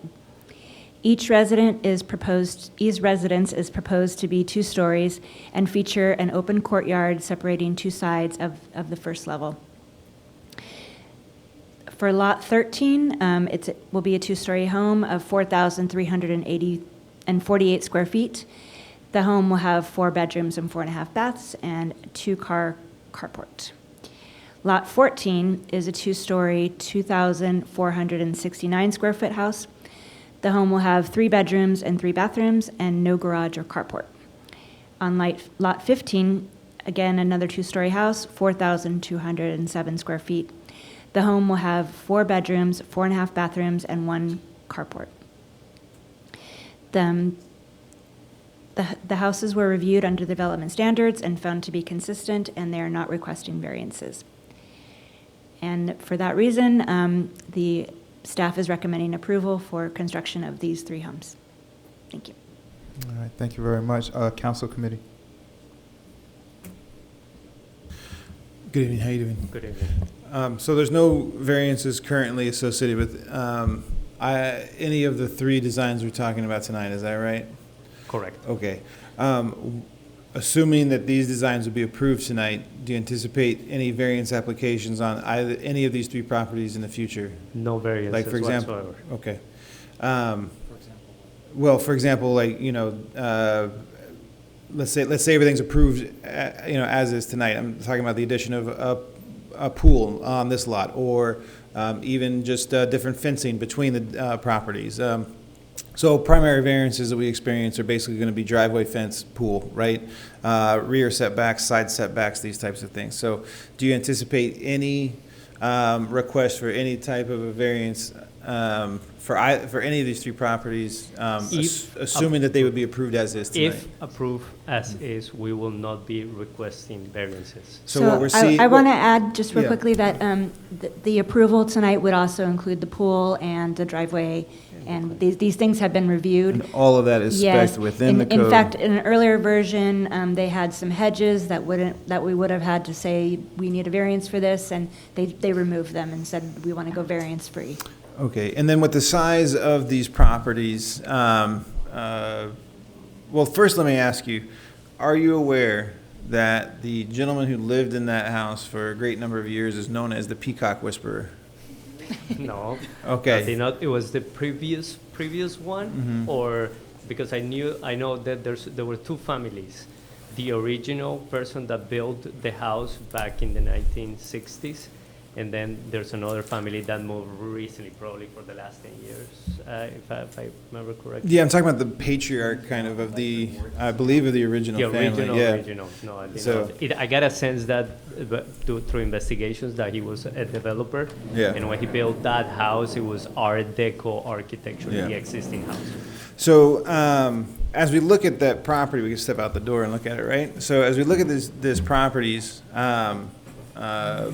one, I'm relieved that they were already separated, just because it's stressful to have lots separated because of the uncertainty of what's coming, and then change is always upsetting, right?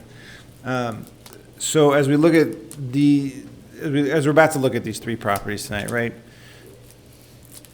When they are there, the side setbacks of each property determines the proximity of each property one to the other. So we're looking at one that's going to be with the front facade to the south.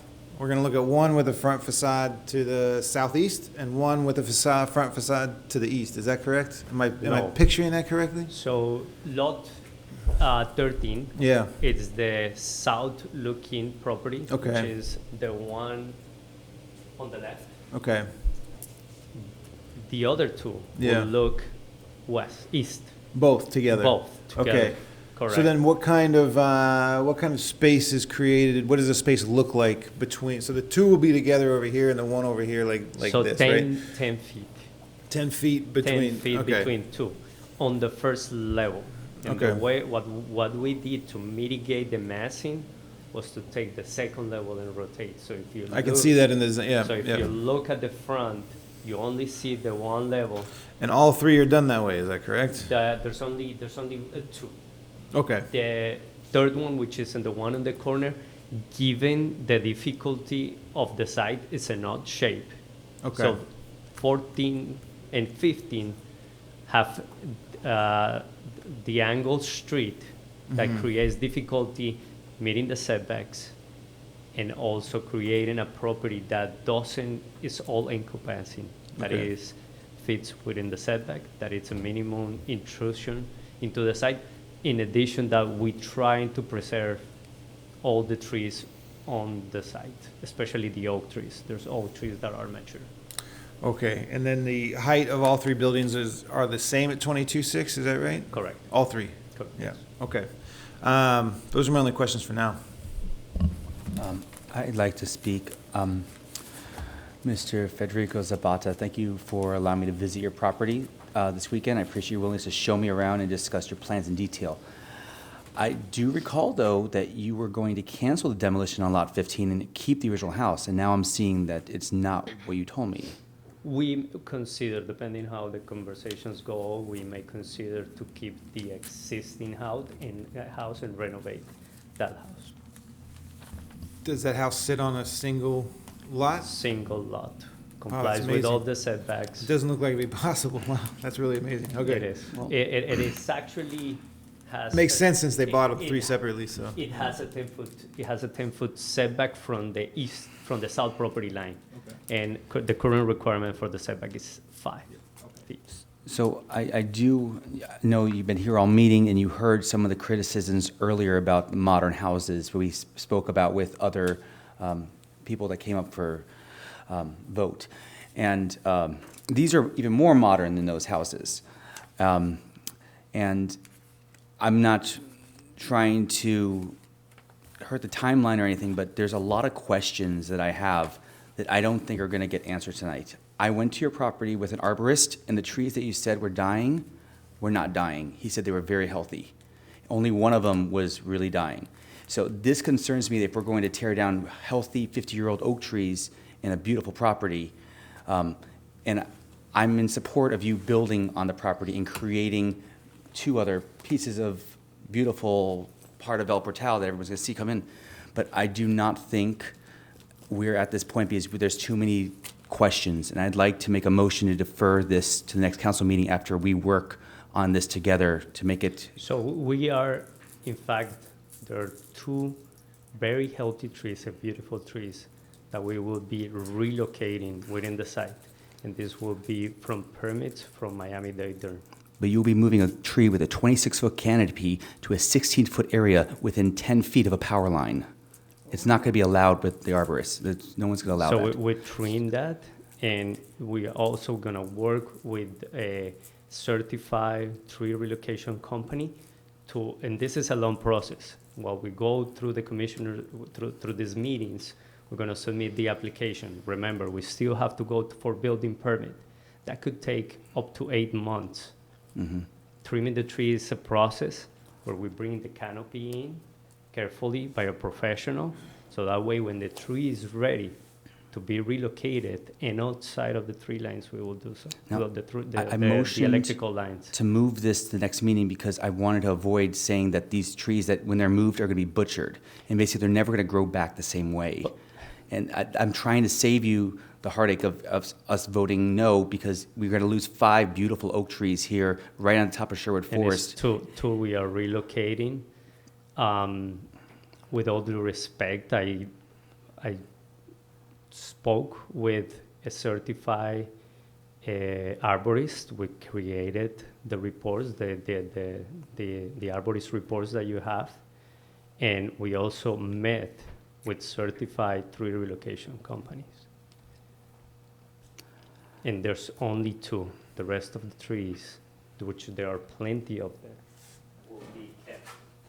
So part of the first phase, to relocate this tree here, and relocate this tree here, and not moving far away from where it is right now. Thank you very much. Councilperson Lightfoot, you're not done, my brother. Councilperson Lightfoot Ward, do you have something you want to jump in? Point of order. You asked a question, he hasn't answered it. You asked a question about, but you didn't answer it.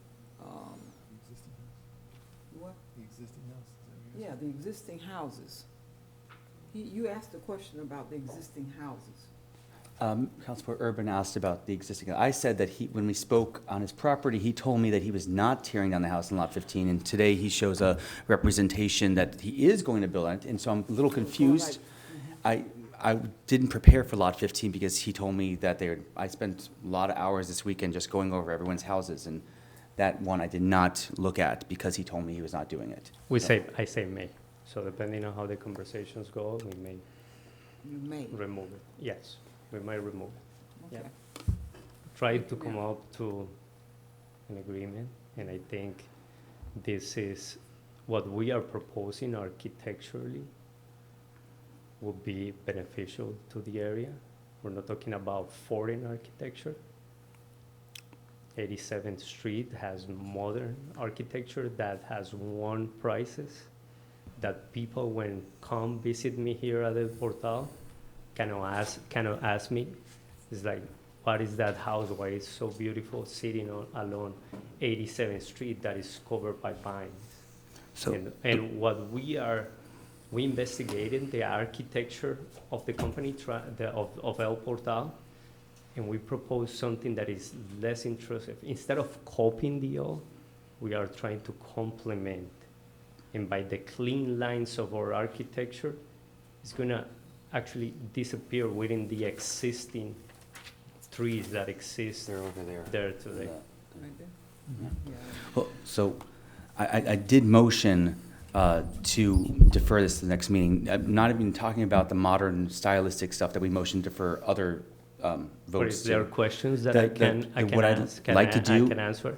as I did meet with a certified arborist at your property after your permission, and I looked at the trees with him, and he said that he felt that they were healthy trees, the ones that you say you're going to remove. So at this point, between now and next zoning meeting, I'd like to go with the city arborist over there, and I'd like to hear his professional opinion as well, as the trees, because the last thing we need to do is remove healthy, mature oak trees at the top of Sherwood Forest. So the current trees, the 2 trees that we are relocating, are sitting within the buildable footprint. So when you say keeping the trees, that means that I will have no right or space to build a home.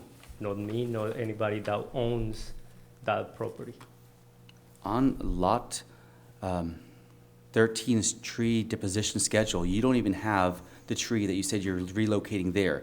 You put it in the tree mitigation guidelines, but then you don't actually put it in the key, so we have no idea where this tree is coming from. It's not actually inside of the part of the plans.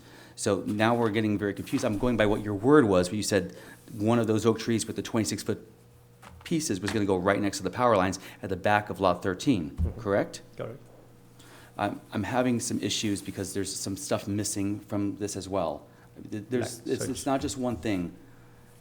Such as? Again, the modern design, which we've already talked about tonight, the cutting down of mature oak trees inside of this Sherwood Forest area, and of course, missing certain pieces on this application where the key is missing tree 13 from the other lot 14. So it doesn't actually show that it's being transplanted. You say it's transplanted in lot 14's designs? So site plan is approved as it is, and we can review 3 by 3. As we are the owners of the 3 combined lots. So the process, first phase, like I said and I show, is the relocation of the trees. So we're gonna relocate. So by the time you approve, that tree must and will be there on lot 13. Okay. We're also relocating 2 trees. I really wanted to close this quickly before we created a sour taste about what's going on because I want you to succeed. I'm going to make the motion again. Can we defer this to the next meeting? Do I have a second? Motion's on the table. Do I have a second? Yeah, I will second. Motion made by Councilperson Winters, second by Councilperson Urban. Madam Clerk, for deferment, are we deferring? We have to do them one at a time, I guess. So we're starting with. So we're starting with the first one. That's lot 13. That's lot 13. Madam Clerk, please have a roll call for lot 13 defer. Roll call. Member Winters. Yes. Member Lightfoot Ward. Member Urban.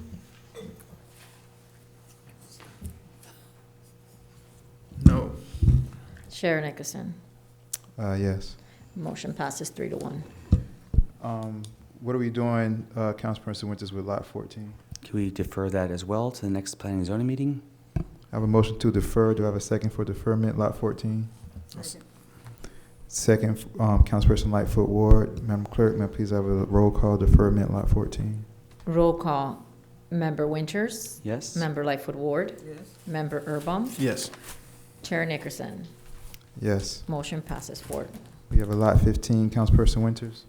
Yes, I motion to move lot 15 as well to next planning and zoning meeting, or be informed that they are not going to build before that meeting on that lot. All right, so we're going to move to next planning and zoning meeting, or if it's not going to be building that lot, we'll be informed of that. Deferment, lot 15. I have a motion, Councilperson Winters. Where's my second? Second, Councilperson Lightfoot Ward. Madam Clerk, please have a roll call, please. Roll call. Member Winters. Yes. Member Lightfoot Ward. Yes. Member Urban. Yes. Chair Nickerson. Yes. Motion passes 4-0. Thank you very much. Appreciate that. We'll be in touch, sir. All right, we'll be in touch. Next, we have good and welfare. If anybody wants to come up and talk about anything at all, doesn't have to be just things on this agenda. Here's your time. Come up and say your name and address for the record. The floor is yours. Hearing and seeing none. Do I have a motion to adjourn? So moved. Moved by Councilperson Lightfoot Ward. Do I have a second? second by Councilperson Winters. All in favor say aye. Aye. All opposed say nay. Hearing none, the Planning and Zoning Committee meeting for January 21st, 2025 is adjourned at 10:42 p.m.